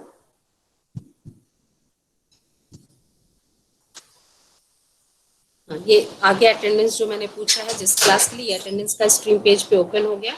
अब बच्चे को यहाँ पर अपना अटेंडेंस मार्क करना है तो उसको टिक किया उसने और टिक करते ही आ गया are you present attendance for 18 June और यहाँ पर 10 पॉइंट्स है और ऑप्शन में यस है। क्योंकि यस मतलब बच्चा जब क्लासरूम में आया है इसका मतलब वो प्रेजेंट है, तो यहाँ पर बच्चे ने यस किया और इसको टर्न इन कर दिया। टर्न इन करना जरूरी है, तभी ये टीचर के पास ये उसका अटेंडेंस पहुंच सकता है। और ये टीचर के पास अटेंडेंस उसका चला जाएगा। अटेंडेंस मैं दिखाती हूँ टीचर के साथ में कैसे के पास कैसे पहुंचा है। अब यहाँ पर अटेंडेंस का जो आज का मैंने अटेंडेंस पूछा है, यहाँ पर हम इसको क्लिक करेंगे, व्यू क्वेश्चन पे जाएंगे। अब यहाँ पर हमने देखा कि एक बच्चे ने टर्न इन कर दिया है। ये भी डन लेट दिखा रहा है। अच्छा, मैंने चूंकि 4:10 किया था इसलिए यहाँ पर done late already done late है, क्योंकि मैंने टाइमिंग ही लेट डाली है। तो टाइमिंग का हमें ध्यान में रखना है। मान लीजिए तीनों बच्चों ने अटेंडेंस मार्क कर दी। अटेंडेंस मार्क करने के बाद अब हमें क्या करना है, क्योंकि हमें महीने भर का रिकॉर्ड भी चाहिए बच्चों का। ठीक है, ध्यान से इसको ध्यान से सुनिएगा, क्योंकि बहुत इजीली मेंटेन हो जाएगा इससे आपका रिकॉर्ड। तो यहाँ पर हमें इन बच्चों का अटेंडेंस अगर मार्क करना है तो यहाँ पर हमने 10 पॉइंट्स रखे हैं। तीनों बच्चों को मैंने 10-10 दे दिया। तीनों बच्चों ने अटेंडेंस मार्क कर दिया है, तो मैंने इन तीनों को 10-10 दे दिया। ये मिसिंग है, इसने अटेंडेंस मार्क नहीं किया है। अब मुझे क्या करना है, तीनों बच्चों के अटेंडेंस जिन्होंने अटेंडेंस मार्क किया है, जो टर्न्ड इन है, उन टर्न्ड इन को मैंने सेलेक्ट करना है। अलग अलग सेलेक्ट करने की जरूरत नहीं, क्योंकि यहाँ पर ये क्लास जो है वो डमी क्लास है, तो आपको 3 बच्चे दिखाई दे रहे हैं। 50 बच्चे होंगे तो हमको एक एक को सिलेक्ट नहीं करना है। अगर वो अटेंडेंस दे रहे हैं तो हमें सिर्फ टर्न इन को सिलेक्ट करना है। तो जितने भी टर्न इन होंगे उनको सिलेक्ट हो गए, उनके मार्क्स हमने लगा दिए हैं और उनको हमें रिटर्न करना है। हमने इसको रिटर्न कर दिया। रिटर्न करना जरूरी है, क्योंकि जो रिकॉर्ड है वो बिना रिटर्न किए नहीं मेंटेन हो सकता है। ठीक है, तो आपको उसमें ग्रेडेड रखना है अटेंडेंस को, और उसको फिर टर्न इन बच्चों को रिटर्न करना है। और रिटर्न करने के बाद क्या करना है, अब हम उसका रिकॉर्ड कैसे मेंटेन करेंगे, तो ये सेटिंग्स का बटन आप राइट हैंड साइड में देख रहे हैं, इसको जैसे ही क्लिक करेंगे यहाँ पर 3 ऑप्शन है। Copy all grades to Google sheets, download all grades at CSV, download these grades at CSV. ठीक है, दीज ग्रेड्स में बस आज आज का आएगा अटेंडेंस, आज की डेट का। लेकिन हमें अगर महीने भर का निकालना है तो हम इन दोनों में से किसी भी ऑप्शन को सिलेक्ट कर सकते हैं। अगर हमने copy all grades to Google sheet किया तो हमने इसको मान लीजिए सिलेक्ट कर लिया, तो एक गूगल शीट ओपन होगी जिसमें इस क्लास के बच्चों को मैंने जितने भी ग्रेड्स दिए होंगे, चाहे वो टेस्ट के हो, चाहे वो असाइनमेंट के हो, चाहे वो अटेंडेंस के हो, वो सारे ओपन हो जाएंगे। यहाँ पर देखिए कि सारे बच्चों जितने भी ग्रेड्स, ये अनग्रेडेड है इसलिए यहाँ पर कोई ग्रेडेड नजर नहीं आ रहा है। ये जितने भी अटेंडेंस के मैंने ग्रेड्स डाले हैं वो सब इस गूगल शीट में उनको डेट वाइज हमें मिल जाएगा। तो इस तरीके से इस गूगल शीट के जरिए हम पूरे महीने भर का अटेंडेंस मेंटेन कर सकते हैं। गूगल शीट के अलावा सीएसवी फाइल जो सेव हो जाती है हमारे सिस्टम में, वो उसके जरिए भी हम अटेंडेंस का रिकॉर्ड रख सकते हैं। अब download as all grades as CSV हमने अगर कर लिया तो यहाँ पर हम जाते हैं तो ये सीएसवी फाइल मेरे सिस्टम में सेव हो जाती है। मैं इसको ओपन करके दिखाती हूँ। जब इसको हमने ओपन कर लिया तो जहां पर 10 है इसका मतलब वो बच्चा प्रेजेंट है। ये अटेंडेंस का सारा एक साथ नजर आ रहा है, क्योंकि एक ही टॉपिक के अंतर्गत है। ठीक है, और जो क्विज असाइनमेंट और क्विज हमने दिया था वो अलग से नजर आ रहा है। तो अटेंडेंस आपको यहाँ पर अलग से नजर आ रहा है। हर एक डेट का अलग अलग अटेंडेंस है। 10 मीन्स स्टूडेंट प्रेजेंट है, और अगर वहां पर कोई एंट्री नहीं है यानी वो एब्सेंट है। तो इस तरीके से महीने भर का हम रिकॉर्ड बच्चों का रख सकते हैं क्वेश्चन के जरिए जब हम अटेंडेंस ले रहे हैं। ये क्लियर है आप लोगों को, मुझे लगता है। तो ये अटेंडेंस लेने का एक तरीका हो गया। मीट का अटेंडेंस अलग ढंग से लिया जाता है। जो गूगल मीट होती है, ऑनलाइन इंटरेक्शन होता है बच्चों के साथ हमारा, तो उस मीट का अटेंडेंस के लिए गूगल मीट अटेंडेंस का इस्तेमाल होता है। वो मैं आपको बस थोड़ी देर में बताती हूँ, जब मैं मीट वाले सेक्शन में आऊंगी तब। तो ये अटेंडेंस का तरीका, अटेंडेंस इन क्लासरूम। नेक्स्ट है गूगल कैलेंडर से मीटिंग शेड्यूल करना, क्योंकि कई बार हमें बच्चों के साथ तो मीटिंग शेड्यूल करने की जरूरत नहीं है अगर हमने जनरेट कर दिया है मीट लिंक को, लेकिन कई बार हमें दूसरे पर्पस के लिए मीटिंग शेड्यूल करने की जरूरत पड़ सकती है। जैसे मुझे अभी पड़ी आप लोगों के साथ मीटिंग शेड्यूल करने के लिए, तो हमें मीटिंग शेड्यूल करना भी आना चाहिए। मीटिंग शेड्यूल करने के लिए हमें गूगल कैलेंडर पे जाना पड़ेगा। तो ये गूगल एप्स के 9 डॉट्स हैं, यहाँ से मैं गूगल कैलेंडर पे जाती हूँ। गूगल कैलेंडर पे जाने के बाद हमारे पास कैलेंडर ओपन होगा। ये कैलेंडर जून का आपको नजर आ रहा है, और यहाँ पर कैलेंडर हम देख सकते हैं। अगर पूरे मंथ का कैलेंडर देखना है तो वो भी हम देख सकते हैं। ये डे वाइज यहाँ पर कैलेंडर आ चुका है। ये मंथ का अगर मैं करती हूँ तो मंथ वाइज ये पूरा कैलेंडर ओपन हो सकता है। फिलहाल हमें मीटिंग शेड्यूल करना है, अगर आज के दिन के लिए अगर मीटिंग शेड्यूल करना है तो हमें आज का दिन सिलेक्ट करना है, अगर हमें कल के लिए करना है तो 19 जून का आ गया, ठीक है। तो इस तरीके से कैलेंडर ओपन होगा। कैलेंडर हो सकता है साइड में मंथ का एक आ जाए पूरा 1 2 3 4, तो वहां से भी आप डेट सेलेक्ट कर सकते हैं। या आपको मैं 19 जून का मैंने ये ओपन कर रखा है कैलेंडर, अगर हम चाहें तो डेट को चेंज भी कर सकते हैं अपनी मीटिंग शेड्यूल में। 19 के लिए मुझे अगर मीटिंग शेड्यूल करना है तो मीटिंग शेड्यूल करने के लिए मुझे मान लीजिए 4 से 5 बजे कल कोई डेमो क्लास लेनी है, तो मैंने यहाँ पर 4 से 5 के बीच का टाइम स्लॉट चेंज सेलेक्ट कर लिया है। तो ये एक छोटा सा पेज ओपन हो गया है, लेकिन इसका मतलब ये नहीं कि अब इसी टाइम पे हम शेड्यूल करेंगे और हमें उसी पर जाना है। जब बस ये पेज ओपन हो गया उसके बाद हम बहुत सारे चेंजेस इसमें कर सकते हैं। अब यहाँ पर अगर हमें, अभी मैंने 19 जून का ओपन किया लेकिन मुझे चाहिए कि नहीं मैं तो 20 जून को ये काम करने वाली हूँ, तो हम 20 जून का सेलेक्ट कर सकते हैं, चेंज कर सकते हैं। मुझे लगता है कि टाइमिंग 3:30 होनी चाहिए तो 3:30 कर लेंगे टाइमिंग, हमें वो भी चेंज कर सकते हैं। यहाँ पर ये इस पेज पे हम नेसेसरी चेंजेस कर सकते हैं। तो ये हमने डेट और टाइम शेड्यूल कर लिया है। और ये गूगल मीट वीडियो कॉन्फ्रेंसिंग, ये जो इवेंट शेड्यूल कर रही हूँ उसके लिए मैंने गूगल मीट को ऐड कर लिया है कि जो हम इवेंट होगा वो गूगल मीट पे हमारी वीडियो कॉन्फ्रेंसिंग के जरिए होगा। ये हो गया। टाइटल, किस तरीके की चीजें मैं शेड्यूल कर रही हूँ, मान लीजिए मुझे एक डेमो क्लास लेनी है तो मैंने यहाँ पर डेमो क्लास कर दिया है। और ऐड गेस्ट, ठीक है, या तो हम मीटिंग लिंक शेयर करते हैं जैसे मैंने किया है, या फिर हम ईमेल से इनवाइट कर सकते हैं गेस्ट को। तो यहाँ पर भी वही तरीका है, हमने ऐड गेस्ट किया है तो यहाँ पर हमें ईमेल आईडी टाइप करने हैं। अगर हमें 50 लोगों को बुला रहे हैं, 100 लोगों को भी बुला रहे हैं, तो अलग अलग ईमेल आईडी डालने की जरूरत नहीं है, अगर हमारे पास एक्सेल शीट में ऑलरेडी उन लोगों की ईमेल आईडी एक साथ सेव है। जैसे अगर हमारे पास स्कूल में तो होता ही है कि हमारे पास सभी टीचर्स की जी सूट आईडी एक्सेल में प्रोवाइडेड है और बच्चों की आईडी भी प्रोवाइडेड है। तो यहाँ पर हम सेलेक्ट कर लेंगे उन लोगों की ईमेल आईडी जिनको हम ऐड गेस्ट के रूप में बुलाना चाह रहे हैं। तो इसको हमने कंट्रोल-C से कॉपी कर लिया और फिर हम कैलेंडर पे जाकर यहाँ ऐड गेस्ट पे कंट्रोल-V से उनको पेस्ट करते हैं, उनकी ईमेल आईडीज को, और यहाँ पर सेव कर देते हैं। अब यहाँ पर आता है कि क्या हमें इनविटेशन ईमेल्स भी भेजना है, जिनको हमने ऐड किया तो हमने सेंड कर दिया। सेंड करने के बाद क्या होगा कि जिनके ईमेल आईडीज को हमने भेजा है इनविटेशन, उनको एक मेल चला जाएगा।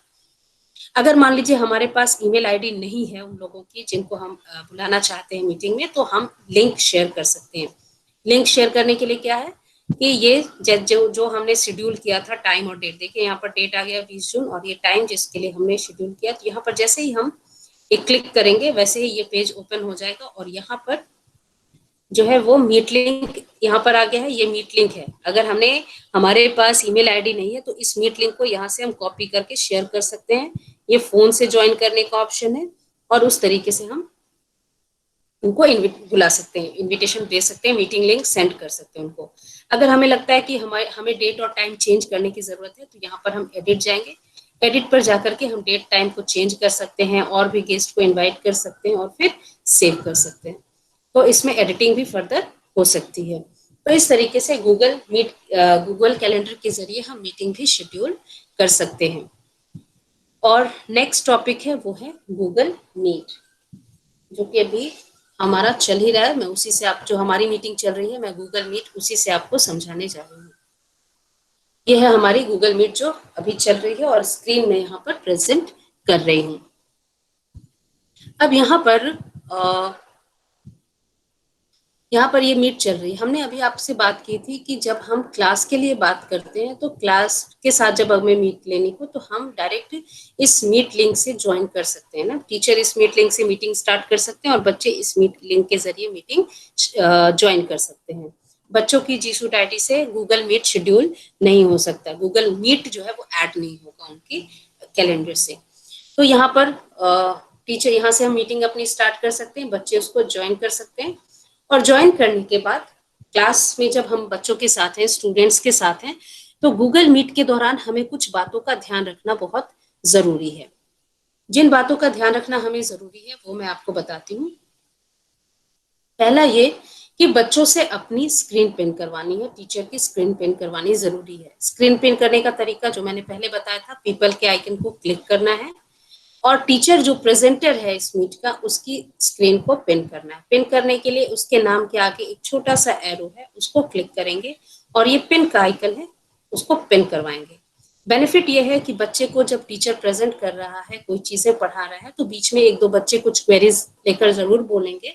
तो होता क्या है, अगर स्क्रीन पिन नहीं है तो जिस बच्चे की आवाज आती है वो बच्चा सेंटर में है। अगर मैं अभी क्लास ले रही हूँ, अगर आप में से किसी भी ने मेरी स्क्रीन पिन नहीं की है, तो अभी जिसकी आवाज आएगी वो तुरंत आपकी स्क्रीन पे बीच में सेंटर में नजर आएगा।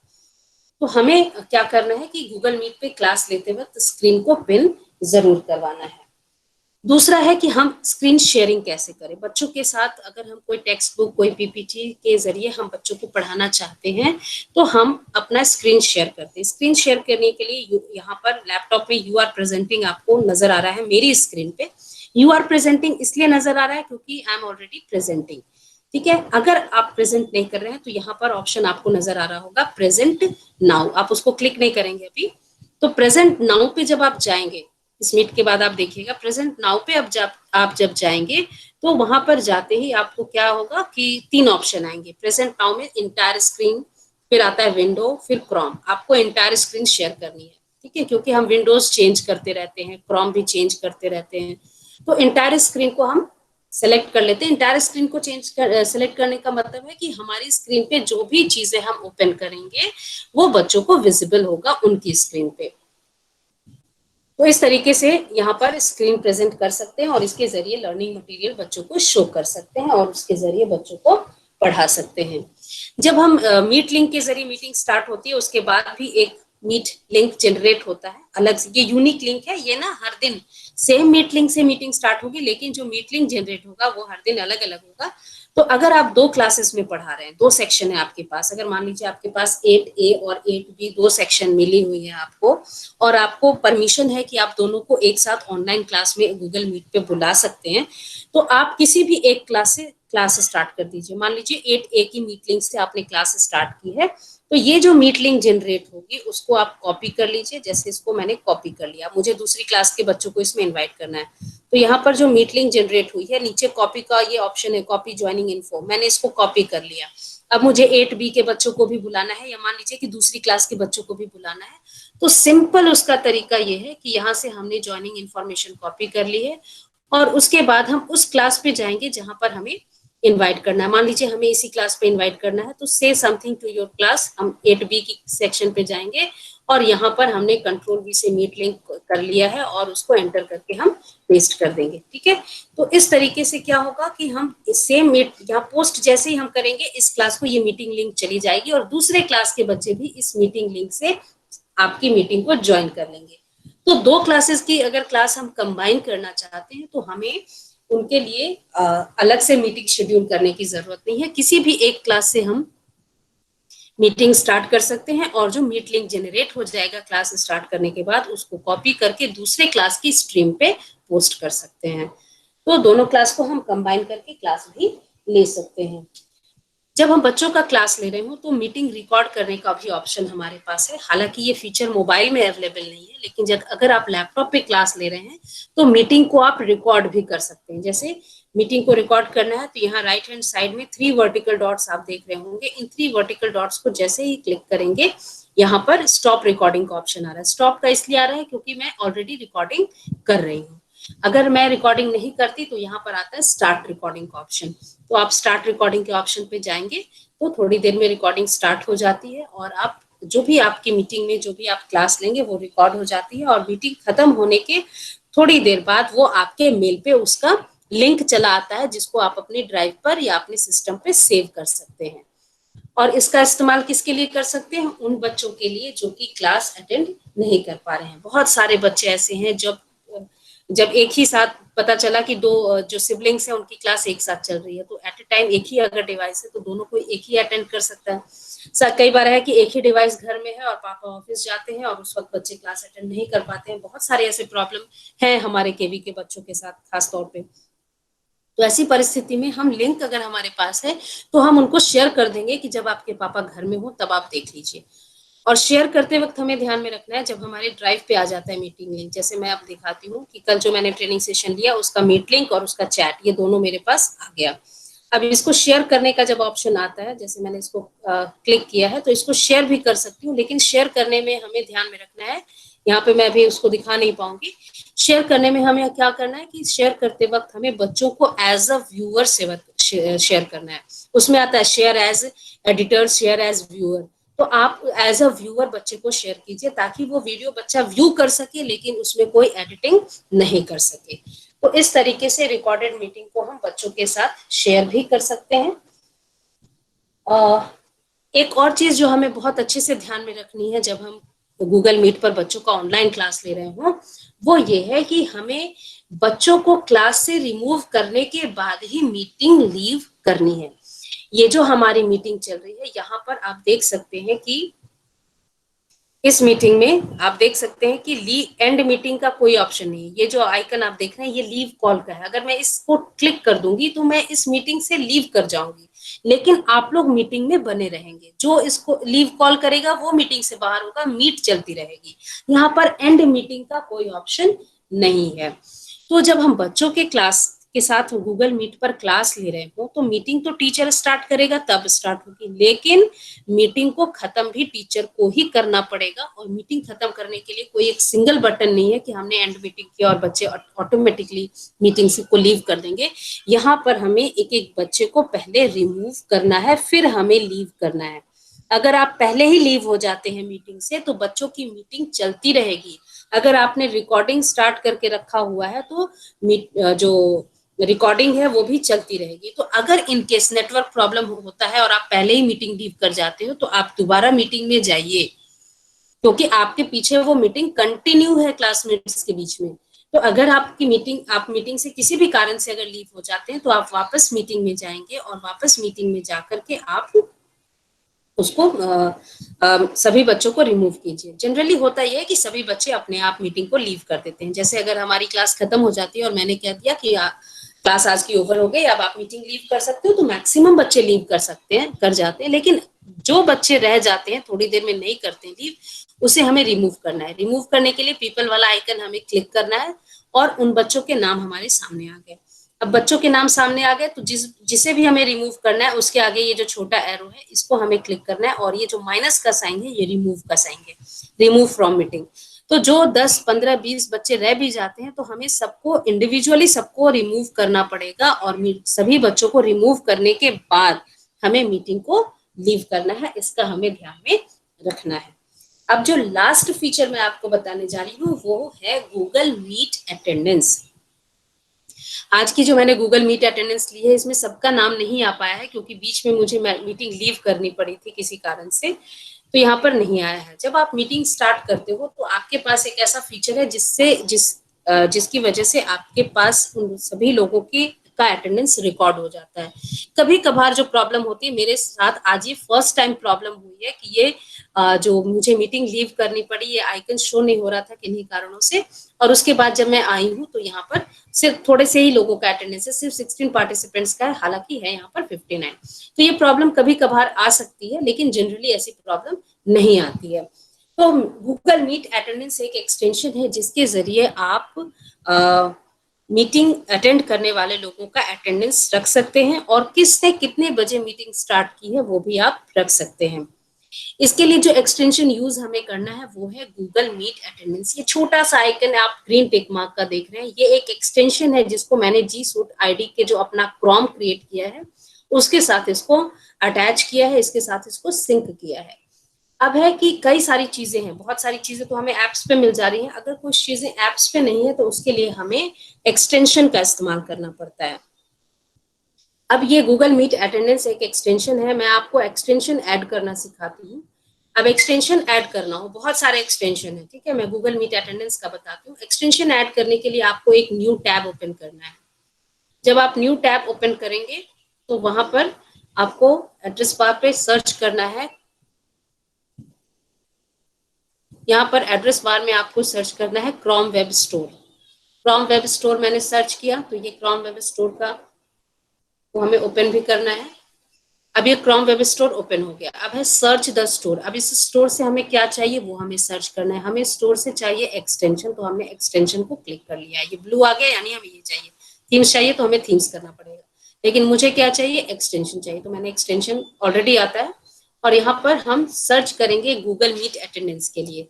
तो मैंने यहाँ पर गूगल मीट अटेंडेंस सर्च किया, और सर्च करने के बाद ये दो एक्सटेंशन यहाँ पर नजर आ रहे हैं। ठीक है, एक है गूगल मीट अटेंडेंस जो मैंने ऑलरेडी ऐड कर रखा है, इसलिए यहाँ पर रेटेड लिखा हुआ है, और दूसरा एक मीट अटेंडेंस आ रहा है जिसका आइकन ये है, और ये ऐड टू क्रोम आ रहा है। क्योंकि ये अटेंडेंस गूगल मीट अटेंडेंस मैंने ऑलरेडी ऐड कर रखा है, इसलिए मैं इसको अभी रिमूव नहीं करूंगी, इसको आपको फिर से दिखाऊंगी। अब मीट अटेंडेंस को मैं मतलब कोई भी अटेंडेंस एक्सटेंशन कैसे ऐड कर सकते हैं ये मैं सिखा सकती हूँ। अगर इस एक्सटेंशन को हमें ऐड करना है तो ऐड टू क्रोम का ऑप्शन आएगा। जब ऐड टू क्रोम पे हम जाते हैं तो फिर यहाँ पर पूछा जाता है कि क्या ये इस एक्सटेंशन को हम ऐड करना चाहते हैं या नहीं, क्योंकि ये आता है रीड और change your data on meetgoogle.com। तो मैंने ऐड एक्सटेंशन कर लिया, यानी कि इस एक्सटेंशन को मैंने अपनी गूगल के साथ ऐड कर लिया, अपने जी सूट आईडी वाले क्रोम के साथ ऐड कर लिया है। तो ये यहाँ पर एक छोटा सा इसका आइकन बना हुआ आ गया है, इस एक्सटेंशन का ये ऐड हो गया है।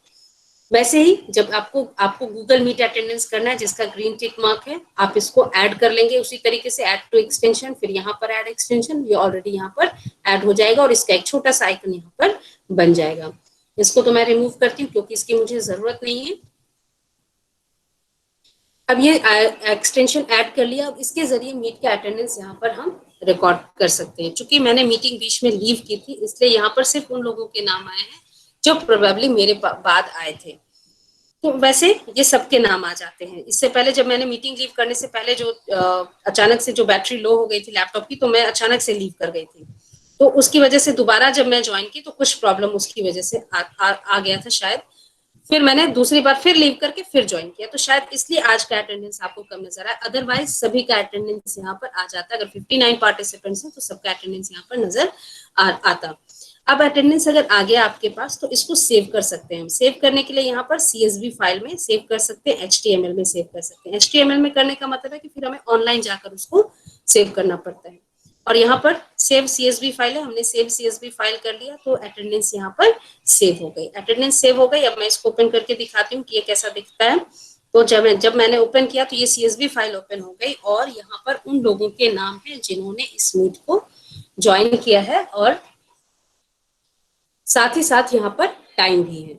ये सबके टाइम भी है, जिन लोगों के नाम है उनके साथ उनका नाम टाइम भी लिखा हुआ है कि उनका अराइवल टाइम मीट में क्या रहा है। तो इस तरीके से CSV फाइल में ये हम अटेंडेंस बच्चों का भी जब हम ले रहे हो तो इसको हम रिकॉर्ड मेंटेन कर सकते हैं गूगल मीट अटेंडेंस का। पर आज के लिए आप जरूर अपना अटेंडेंस जो है वो अभी कर लेंगे, क्योंकि इसमें मैंने अभी बताया है कि इसमें अभी आज कुछ प्रॉब्लम है। तो आज के लिए इतना ही है। मैं आपकी क्वेरीज लेती हूँ, और उसके बाद अगर किसी को अगर इच्छा हो कि मोबाइल में अगर कोई कंफ्यूजन है और मोबाइल को समझना चाहते हैं तो मैं मोबाइल भी कनेक्ट करके आपको बता सकती हूँ। फिलहाल मैं क्वेरीज लेती हूँ। संस्कृत टाइपिंग के लिए voice tools. Sanskrit typing, Sanskrit का क्या ऑप्शन नहीं था है सर गूगल डॉक्स में?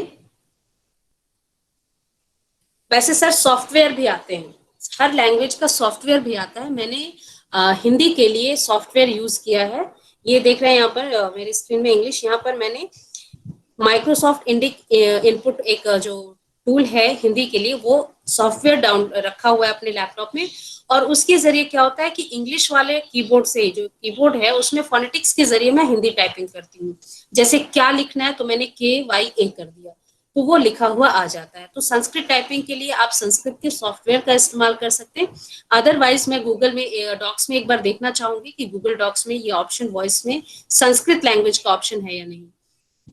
साथ ही कुछ लोगों को ये भी एक है क्वेरी होती है कि केमिकल इक्वेशंस और मैथमेटिकल इक्वेशंस के लिए भी, तो उसके लिए भी आप जो है वो डॉक्स में, गूगल डॉक्स में एड ऑन्स हैं केमिकल इक्वेशंस और मैथमेटिकल फॉर्मूलाज और इक्वेशंस के लिए इंसर्ट पे फॉर्मूलाज हैं, और एड ऑन्स में जाते हैं तो उसमें केमिकल और मैथमेटिकल इक्वेशंस के भी आगे कुछ है, आप उस पर सर्च कर सकते हैं। फिलहाल मैं देखती हूँ कि टूल्स के जरिए संस्कृत टाइपिंग हो सकती है या नहीं। मैंने इसको पहले नहीं देखा है सर, इसलिए मैं अभी देख रही हूँ। यहाँ लैंग्वेज में हमें सर्च करना पड़ेगा इसके लिए।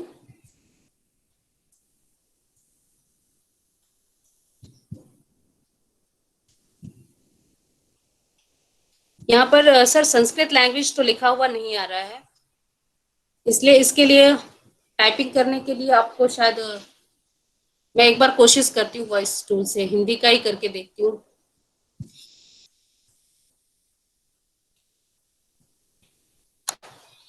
क्योंकि जो हमारा ये है लिपि है, स्क्रिप्ट जो हिंदी और संस्कृत का है वो एक ही है, तो मैं देखती हूँ कि हिंदी का मैं करके क्या संस्कृत टाइप कर सकती हूँ कि नहीं।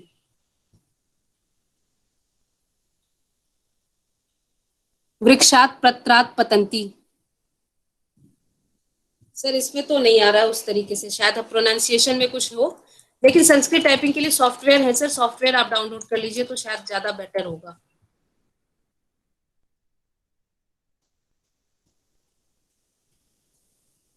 नेक्स्ट मैं देखती हूँ सर, सॉफ्टवेयर देखिए संस्कृत के लिए, और अदरवाइज मैं संस्कृत के कुछ टीचर्स हैं जिनसे मैं जरूर पूछूंगी कि वो किस तरीके से इसका इस्तेमाल कर रहे मैम थैंक यू, यही प्रॉब्लम अक्सर फेस करनी पड़ती है संस्कृत टाइपिंग में, तो थैंक यू आपने एफर्ट किया और सोल्यूशन देने की कोशिश की। Thanks ma'am. हैं। एक चीज ये भी मैम, इसमें चूंकि देवनागरी ही है इसका भी, तो क्या आपने कीबोर्ड यूज करके देखा है कि हो पाता है नहीं संस्कृत का?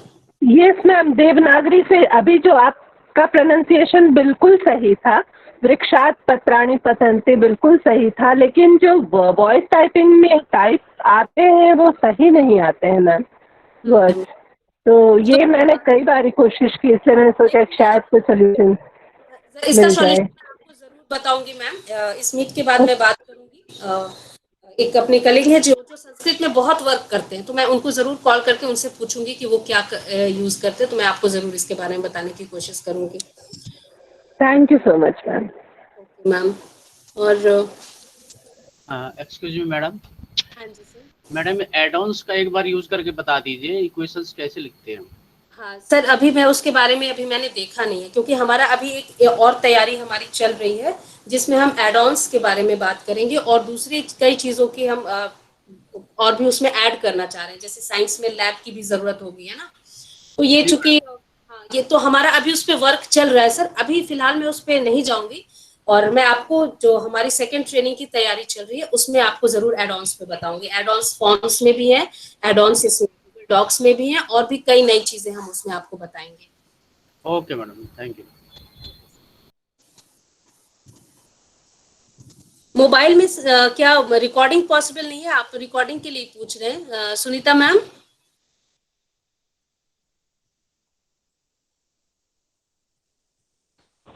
Madam Yes, ma'am. I'm asking for recording and attendance also, ma'am. हाँ अटेंड मैम, मोबाइल में एक्सटेंशन ऐड नहीं कर सकते, इसलिए हम मोबाइल में हमारी जो चीज़ें हैं थोड़ी लिमिटेड हो जाती हैं, क्योंकि एक्सटेंशन उसमें ऐड नहीं कर सकते हैं और उसमें रिकॉर्डिंग भी नहीं कर सकते मोबाइल में। ये हम अपने लैपटॉप पे ही कर पाएंगे मैम। लेकिन फिर भी क्लासरूम के लिए जो ज़रूरी चीज़ें हैं, जो बेसिक रिक्वायरमेंट टीचर के लिए है बच्चों को पढ़ाने के लिए, वो सारे फीचर्स मोबाइल में हैं। हाँ, लैपटॉप में थोड़ा हम और भी चीज़ें ऐड ज़रूर करेंगे। Okay, thank you, ma'am.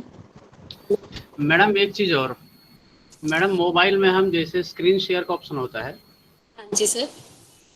और उस मोबाइल के कैमरे को हम अपने बोर्ड पर फोकस करके, तो क्या बोर्ड पे भी पढ़ा सकते हैं क्या हम? नहीं सर, नहीं नहीं नहीं। स्क्रीन शेयर में सर आप स्क्रीन ही शेयर कर सकते हैं। अब उसमें उसमें मैथमेटिक्स टीचिंग अगर आप कर रहे हैं सर, नहीं तो उसके लिए नहीं मैडम, कैमरे के सामने जो भी ऑब्जेक्ट्स आ रहे हैं वो तो स्क्रीन पे आ ही रहे हैं और वो शेयर हो रहे हैं। अच्छा, आप कैमरा ऑन करके, अच्छा सर ये ट्राई करके, मैंने ये ऐसा ट्राई नहीं किया, इसलिए ट्राई करके देख सकते हैं कि आ रहा है या नहीं। मैं आप कहिए तो मैं अभी स्क्रीन शेयर करके आपको दिखाऊं। मैडम दिखाइए एक बार, जरा क्लियर हो जाएगा।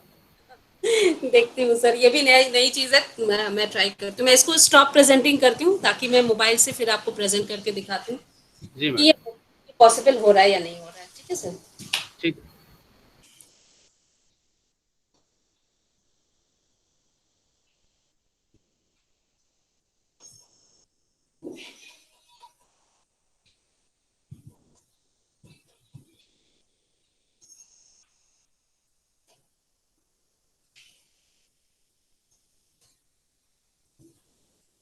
मैंने मीटिंग मोबाइल से अब ज्वाइन कर ली है, और मैं स्क्रीन प्रेजेंट करती हूँ।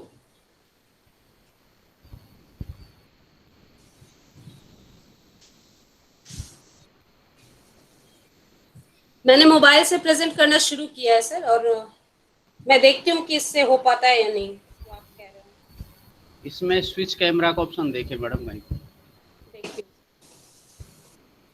सर। हाँ, हो रहा है सर। हाँ मैडम, दिखाई तो दे रहा है।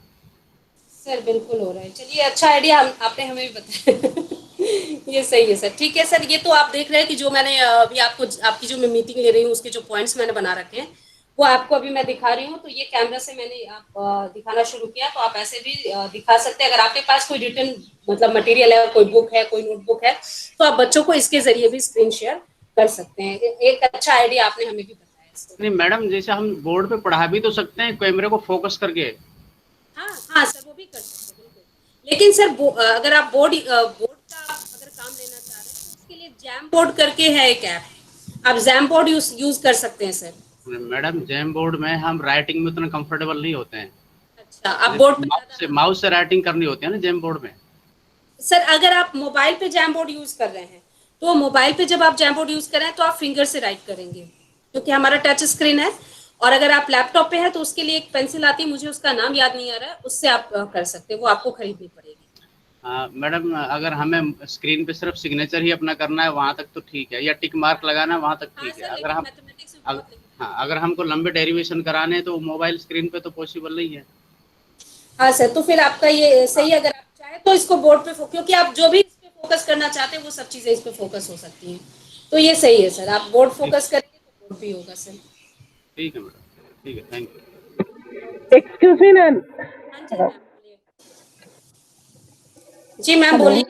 हाँ जी मैम ये बोलिए। मैंने एक it was just an experiment. Sanskrit में भी बहुत ज़्यादा बोर्ड वर्क की ज़रूरत होती है, तो मैंने पहले जो पढ़ाना होता था मैं पहले बोर्ड वर्क कर लेती थी और उसकी फ़ोटो खींच के व्हाट्सएप से शेयर करके फिर वो एक तरीका सही लगा मुझको और वो काफ़ी इफ़ेक्टिव भी था। हाँ मैम। जितना मुझको बोर्ड वर्क करना था मैंने एक-एक कर कर के मिटा के मैंने फ़ोटोज़ खींच ली। अच्छा। फिर व्हाट्सएप से शेयर किया और फिर स्क्रीन से वो शेयर करके। तो अगर कोई उपाय ना हो तो ये मुझको एक सोल्यूशन ये मिला था मैम मुझको। हाँ जी मैम, और हमारे स्कूल में एक टीचर ने क्या किया है, लैपटॉप पे वो बच्चों के साथ इंटरेक्ट करते थे और उन्होंने एक स्टेयर्स, एक सीढ़ी टाइप की बना ली थी और उसको बोर्ड के सामने उस अपनी मोबाइल को रख दिया था। तो जब वो बात कर रहे हैं तो लैपटॉप से बात कर रहे हैं और फिर बोर्ड पे वो पढ़ाने जाते थे तो मोबाइल से वो मीटिंग ज्वाइन देखते। तो हमारे यहाँ केवी में इतने मेहनती टीचर्स हैं कि वो बहुत कुछ कर सकते हैं बच्चों के लिए, बहुत कुछ नया बना सकते हैं, इनोवेटिव है काफी। तो ये तो जी, बहुत अच्छी जी। बात yes ma'am, yes. I just wanted to share कि अगर इससे किसी को फ़ायदा हो जाए और है। आपने जो शेयर किया तो वो भी एक नया तरीका है, वो भी किया जा सकता है ma'am. Thank you so much. Thank you ma'am. तो ये है, और कोई क्वेरीज हो तो प्लीज बताइए। अच्छा, अपलोडिंग फाइल्स मैं अभी देख लेती हूँ चैट बॉक्स पे। Uploading of files to and from drive takes too much time, any remedy. Sir time का तो वो ये तो फिर इंटरनेट पे डिपेंड करता है कि कितना टाइम वो लेता है। तो इसके लिए अभी ऐसी कोई खास रेमेडी नहीं है कि हम उसको बहुत क्विक कर सके, उसमें तो हमारे जो हम इंटरनेट यूज कर रहे हैं उस पर डिपेंड करता है। मैडम जो हम वीडियो शेयर करना चाहते हैं बच्चों को, वीडियो विद ऑडियो, तो हाँ, तो उसके उसके लिए बारे सर, में कुछ बताएंगे। अगर वीडियो विथ ऑडियो हम शेयर करना चाहते हैं सर, तो मोबाइल से अगर हम कोई यूट्यूब वीडियो दिखाना चाहते हैं तो उसमें वॉइस नहीं आती है। और जी। अगर हम लैपटॉप पे हैं तो हम अगर कोई वीडियो दिखा रहे हैं बच्चों को तो उनको वॉइस मतलब ऑडियो वीडियो दोनों विजिबल होता है। तो ये है इसमें। तो मोबाइल से हम कर सकते, ये लैपटॉप अगर हम यूज कर रहे हैं सर तो ऑडियो वीडियो दोनों हम आसानी से दिखा सकते हैं। अदरवाइज आप वीडियो का लिंक दे दीजिए। तो लिंक देने से क्या बेनिफिट है कि बच्चे अपने मोबाइल पे उस लिंक के जरिए देख सकते हैं। उसमें कोई स्क्रीन शेयरिंग से हम दिखाएंगे तो मुश्किल आएगी मोबाइल में। जी मैडम, ठीक है जी, thank you. Okay sir, anything else?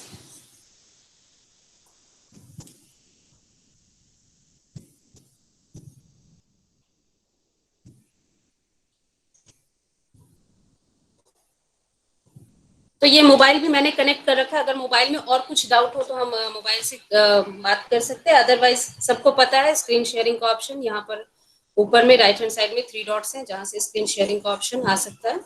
और इसके जरिए मोबाइल में जो हमारा मटेरियल है वो हम बच्चों के साथ शेयर कर सकते हैं। साथ ही क्लासरूम की अगर हम बात करते हैं तो गूगल क्लासरूम के लिए जो हमें ऐप्स चाहिए वो है Google classroom, meet, docs, drive और मेल तो हमारे पास है ही, शीट्स है और कैलेंडर। इसकी ये बेसिक है। इसके अलावा कुछ और ऐप्स अगर हम यूज करना चाहते हैं तो कर सकते हैं। गूगल क्लासरूम में अकाउंट स्विच करना भी कोई मुश्किल नहीं है। अब तो बहुत सारे लोग इस पे ऑलरेडी वर्क कर रहे हैं, इसलिए कोई नई चीज नहीं है। तो यहाँ अगर हम अपने अकाउंट्स को स्विच करना चाहते हैं, जितने भी जीमेल अकाउंट हमने ऐड कर रखे हैं अपने मोबाइल पे, वहां से हम आसानी से इसमें स्विच कर सकते हैं। जैसे अगर मुझे इस अकाउंट पे जाना है तो मैंने दूसरा अकाउंट सेलेक्ट करके दूसरे अकाउंट से क्लासरूम ओपन कर लिया है। तो जहाँ सिबलिंग्स हो वहां पर भी अकाउंट स्विच करके वो इसका इस्तेमाल कर सकते हैं। और यहाँ पर क्लासरूम में जब हम हैं तो क्लासरूम में हमें क्लास वर्क देने के लिए इस क्लास वर्क का इस्तेमाल करना है, जो मिडल में है क्लास वर्क, इसके जरिए हम इस्तेमाल कर सकते हैं। और कोई भी असाइनमेंट हमने दिया है, कोई भी क्विज दिया है, तो उसको हम यहाँ से क्विज हमने दिया था वो हम डायरेक्ट क्लासरूम से ही उसमें जा सकते हैं। तो इस तरीके से ये किया जा सकता है। इसको मोबाइल से भी मुश्किल नहीं है सर। जो बेसिक चीजें हमारे लिए जरूरी है बच्चों को पढ़ाने के लिए, वो सब फीचर्स मोबाइल में भी है। हम लैपटॉप पे कुछ ऐड जरूर कर सकते हैं, लेकिन मोबाइल भी अपने आप में कंप्लीट है पढ़ाने के पर्पज से अगर हम देखें तो अगर और कुछ हो तो फिर ठीक है, अदरवाइज हम मीटिंग को क्लोज कर सकते हैं।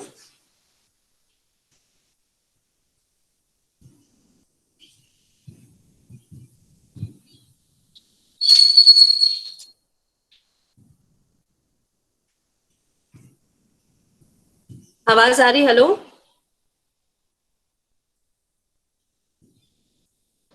जी मैडम, आ रही है।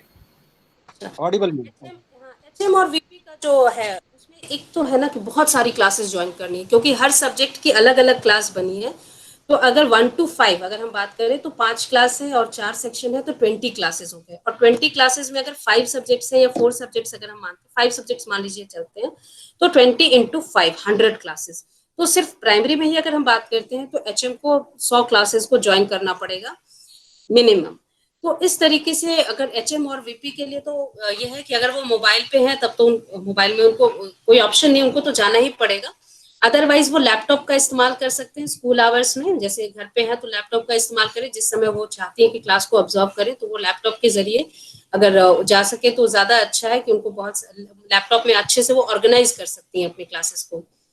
और इसमें भी जैसे अब 100 यहाँ तो 8 क्लासेस आपको नजर आ रही है, जब 100 क्लासेस होंगी तो किस टीचर की क्लास है उसको ढूंढने में भी एक बहुत बड़ा पंगा है।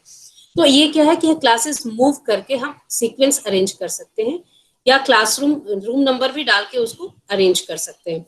तो अगर हमने इसको इस तरीके से मूव करके अगर हमें अरेंज करना है तो किस क्लास को, जैसे 1 की सारी क्लासेस को हम यहाँ पर मूव करके बिगनिंग से शुरू करें। अगर 1 की क्लास है तो हमने उसको बिगनिंग पे डाल दिया कि सबसे पहले वही आए।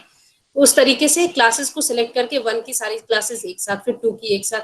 तो थोड़ा वर्क तो उसमें है ही, इसमें नो डाउट। और मेल्स भी उसमें आएंगे ही। जैसे किसी भी क्लास के किसी भी टीचर ने कोई भी मटेरियल पोस्ट किया, कोई भी असाइनमेंट दिया, तो उनके मेल पे वो आएगा ही आएगा। या फिर इनविटेशन किसी भी तरीके का मीटिंग का भी अगर वो बच्चों को इनवाइट करके बुला रहे हैं तो वो सारे ईमेल भी उनके पास आएंगे ही आएंगे। तो उस आईडी पे हमारा और कुछ तो आ नहीं रहा, वो तो स्कूल से रिलेटेड ही है। तो लेकिन उसको रोकने का कोई और तरीका नहीं है, वो तो आना ही है। हाँ, उसको बस बेहतर तरीके से यह है कि क्लासरूम को ऑर्गेनाइज रखें कि अगर हमने सोचा हुआ है कि आज हमें इस टीचर की क्लासेस ऑब्जर्व करनी है तो हम आसानी से हमें पता हो कि 1 के बाद 2, 2 के बाद 3 है। और टीचर के नाम भी अगर ऊपर नजर आ रहे हैं तो उनको बहुत ज्यादा मुश्किल नहीं होगी, बस स्क्रॉल करते जाएं और जिस क्लास को उनको ऑब्जर्व करना है वहां पर जा सकते हैं। सेम यही चीज वाइस प्रिंसिपल के लिए भी है कि वाइस प्रिंसिपल को भी उसी तरीके से क्लासरूम्स अरेंज करके रखनी पड़ेगी और उनको उसी तरीके से फिर वो जाना पड़ेगा उनको क्लासेस में। तो वो तो करना, उसका मतलब कोई शॉर्टकट उसमें तो नहीं है। क्योंकि कल मैंने इस रिगार्डिंग प्रिंसिपल मैम ने भी पूछा था तो मैंने इस रिगार्डिंग बात भी की है। तो ये है कि मेल्स तो आएंगी, उनको रोक नहीं सकते, मेल्स आना ही है अगर जो भी टीचर कर रहे हैं। हाँ, ये है कि मोबाइल का इस्तेमाल ना करके अगर लैपटॉप का उसमें इस्तेमाल किया जाए तो वो ज्यादा कन्वीनियंट है। क्योंकि मोबाइल सच में वो हैंग हो सकता है बहुत सारी चीजें, लेकिन अगर लैपटॉप या कंप्यूटर का इस्तेमाल करें तो वो थोड़ा आसान हो जाएगा।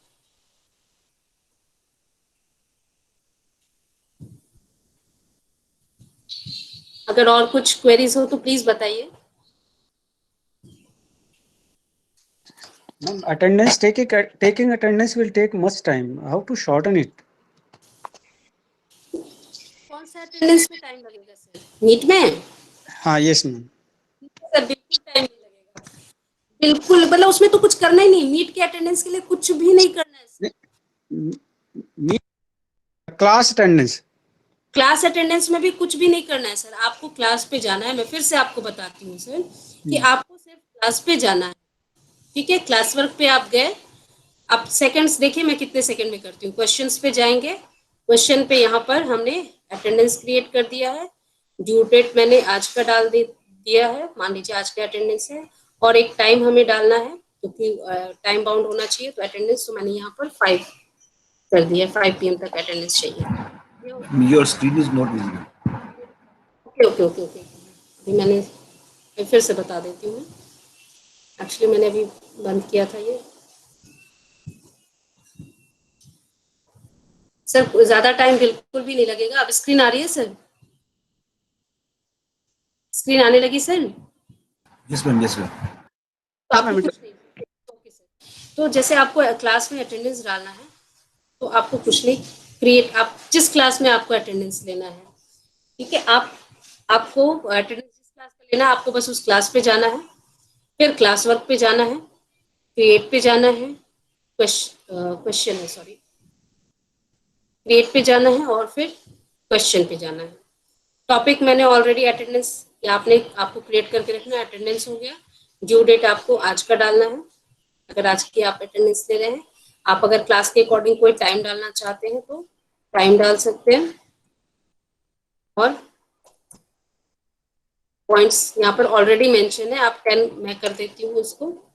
सभी बच्चों का जाना है, यहाँ पर क्लास भी हमने सिलेक्ट कर लिया, इसको मल्टीपल चॉइस क्वेश्चन करना है, और यहाँ पर सिर्फ लिख दीजिए। आप अगर अटेंडेंस फॉर नहीं लिखना चाहते तो आप सिर्फ आज का डेट डाल दीजिए, ठीक है? ज्यादा टाइप करने में भी आपको कोई ये नहीं, मेन चीज है आज की डेट होनी जरूरी है इसमें। तो मैंने डेट डाल दिया है और आर यू प्रेजेंट कर दिया।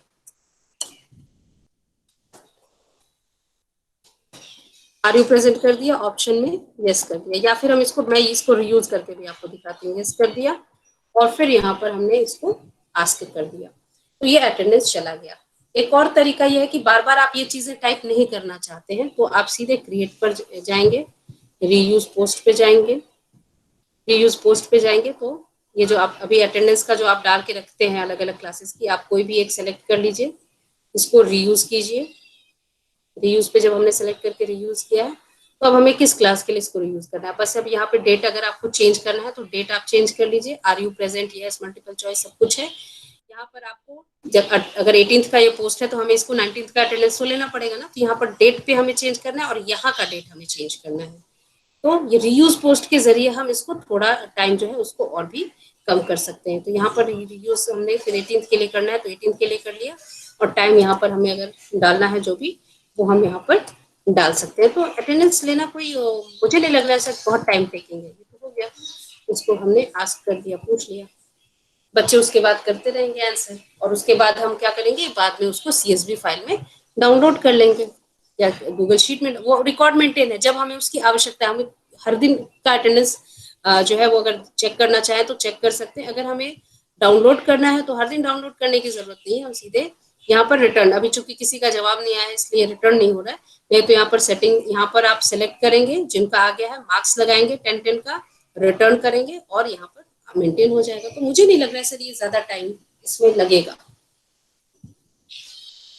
थोड़े समय में ही एटलीस्ट हमारे पास ये ऑप्शन तो है कि हम अटेंडेंस का रिकॉर्ड में जो है वो रख सकते हैं। Ma'am, have you checked if you write P instead of grades like 10 marks or 100? Is it coming? Yes sir, अभी आपको दिखाया था, मैं आपको दिखाती हूँ Not P. जरूर दिखाती हूँ सर, कोई प्रॉब्लम नहीं, मैं इसी काम के लिए हूँ आपके साथ तो जरूर। तो यहाँ पर जैसे इस क्लास में मैंने ना अटेंडेंस ले रखी है, तो अब अगर मुझे इनका रिकॉर्ड चाहिए अटेंडेंस का, तो मैं क्लास वर्क पे जाती हूँ और किसी भी दिन के अटेंडेंस पे, आज जैसे आज का मैंने लिया, आज के अटेंडेंस पे मैं जाती हूँ, व्यू क्वेश्चन पे जाती हूँ जी, जस्ट अभी हाँ ये हो चुका, तो मैंने ये आज का बच्चों ने ये अटेंडेंस मार्क कर दिया सर, ठीक है।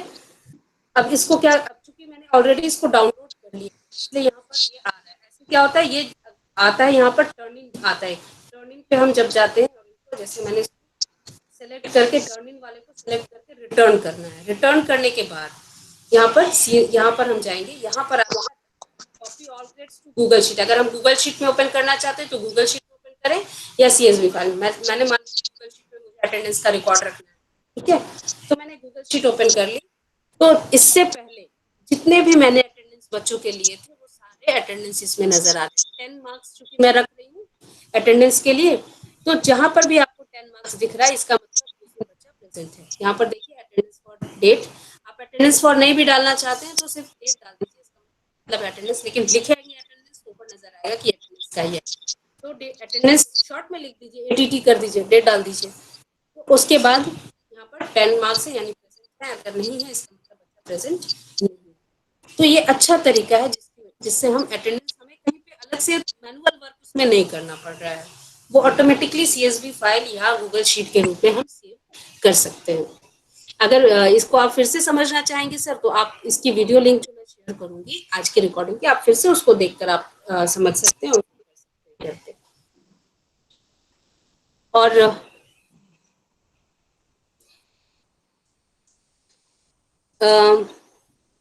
HM या वाइस प्रिंसिपल को हम ऐड कर सकते हैं, दूसरे टीचर को हम ऐड कर सकते हैं, ठीक है, अपनी क्लासेस में, तभी वो हमारी क्लास को व्यू कर सकते हैं, हमें ऑब्जर्व कर सकते हैं। तो वाइस प्रिंसिपल, प्रिंसिपल और HM को क्लास को ज्वाइन करना चाहिए अगर वो हमारे काम को ऑब्जर्व करना चाहते हैं। और उसके लिए इनवाइट टीचर पे हम जब जाते हैं तो इनवाइट टीचर के जरिए हम उनको इनवाइट कर सकते हैं। जैसे मेरी जो क्लास बनी हुई है जिसमें मैं पढ़ा रही हूँ, अगर मैं उसको दिखाऊं वहाँ पे आपको, तो यहाँ पर वाइस प्रिंसिपल मैम हमारी मेरी मेरी क्लास में है। मैं वही इनवाइट टीचर के जरिए मैंने उनको इनवाइट किया और उन्होंने इस क्लास को ज्वाइन कर लिया।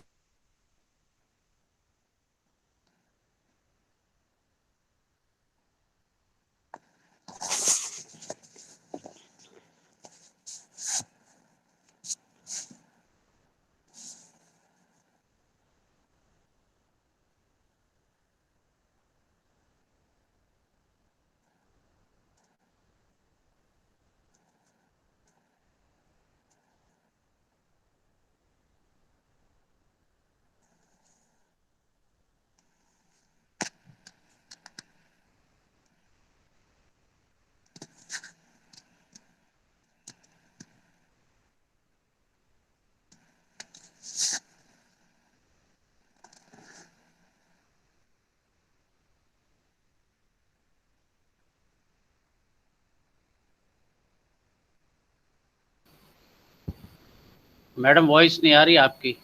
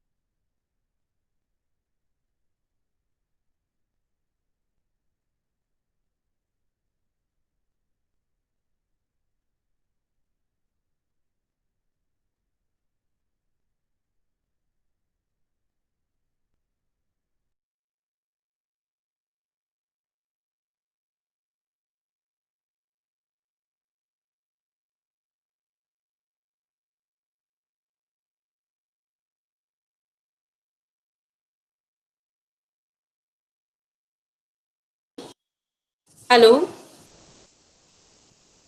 हाँ जी। हेलो। हाँ जी जी सर, वो मैडम, अभी आ रही है आवाज। प्रॉब्लम की वजह से मैं आउट हो गई थी। तो क्या कहाँ पर मैं थी जहाँ जब से मेरी आवाज नहीं आ रही है sir? You are telling about attendance, ma'am. Okay. हाँ, अटेंडेंस तो वहां से मैंने बताया क्लासरूम से हम ले सकते हैं, उसका रिकॉर्ड भी रख सकते हैं। पता नहीं मैं कहाँ तक आपको बता पाई। और अदरवाइज जो एचएम और वीपी की हम बात कर रहे थे, तो एचएम और वीपी को ऐड होना जरूरी है, तभी जाकर वो किसी क्लास को ऑब्जर्व कर सकते हैं, व्यू कर सकते हैं। अगर और कुछ हो तो बताइए sir, query.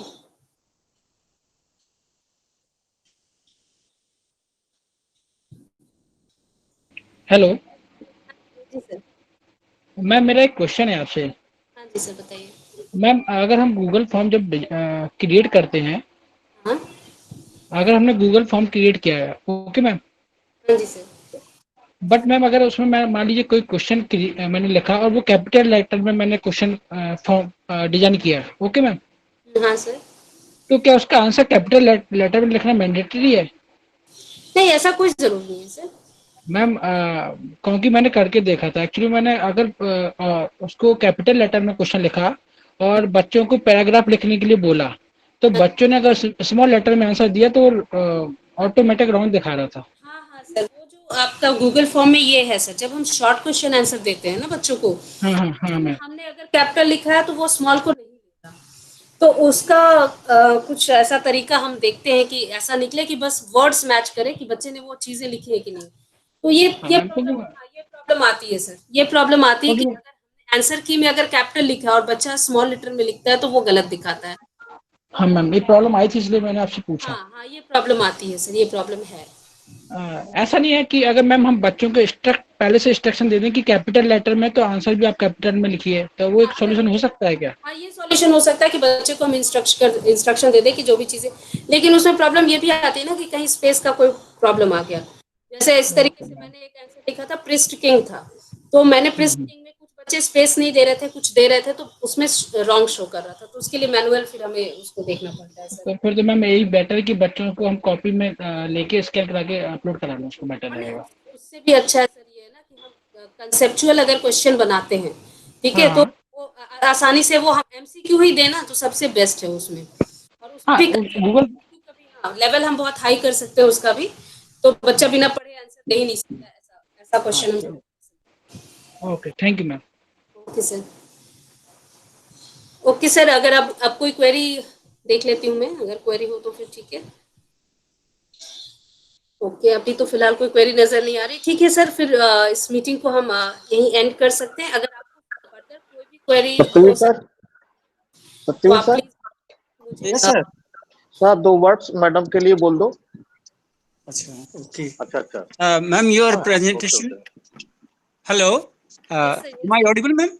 Yes sir. Ma'am, you took so much pains for that, and your presentation was really excellent.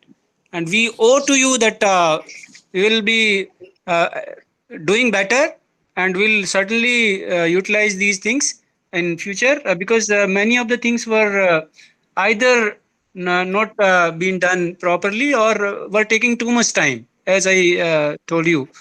So if we try it again and again, I'm sure that everybody will be better in future. Thank you so much. Thank you so much sir, and thank you so much everyone, आप लोगों ने भी थोड़ा madam साथ दिया। जी sir. नमस्कार madam, मैं केंद्रीय विद्यालय सेक्टर 8 से गुवाहाटी वाला हूँ एचएन। आपको अपने विद्यालय परिवार की ओर से बहुत बहुत धन्यवाद। आपने सारी चीजों को बहुत अच्छे से हाईलाइट करके बताया, तो अच्छे से हम लोगों ने कुछ नोट कर लिया है। क्वेरीज भी बहुत हमारी क्लियर हुई है, तो कॉन्सेप्ट बहुत अच्छा से क्लियर हुआ है। आशा करते हैं कि जब आप सेकेंड मीटिंग लेंगे तो उसमें अच्छे से और जो चीजें कुछ होगी, कुछ हम लोग अभी प्रैक्टिकल फेस करेंगे कुछ प्रॉब्लम को, तो वो भी कुछ क्वेश्चंस हो जाएंगे, और आप भी जो जैसा कुछ आगे सेकेंड मीटिंग में बताने वाली है वो अच्छे से हम लोग कर पाएंगे, समझ पाएंगे उसको। तो ये बहुत क्लियर हुआ है। बहुत सारे क्वेश्चंस थे लोगों के मन में, तो आज सारे डाउट बहुत सारे क्लियर हो गए हैं। तो केंद्रीय विद्यालय सेक्टर 8 परिवार की तरफ से आपको बहुत बहुत धन्यवाद और बहुत बहुत शुभकामनाएं अगले मीटिंग के लिए। Thank you so much sir, thank you so thank you madam. आप सब मैम लोगों रिकॉर्डिंग कब तक मिल जाएंगे? रिकॉर्डिंग सर आज तो मोबाइल का डेटा ही खत्म हो रहा है। अच्छा, मैं ओके। कोशिश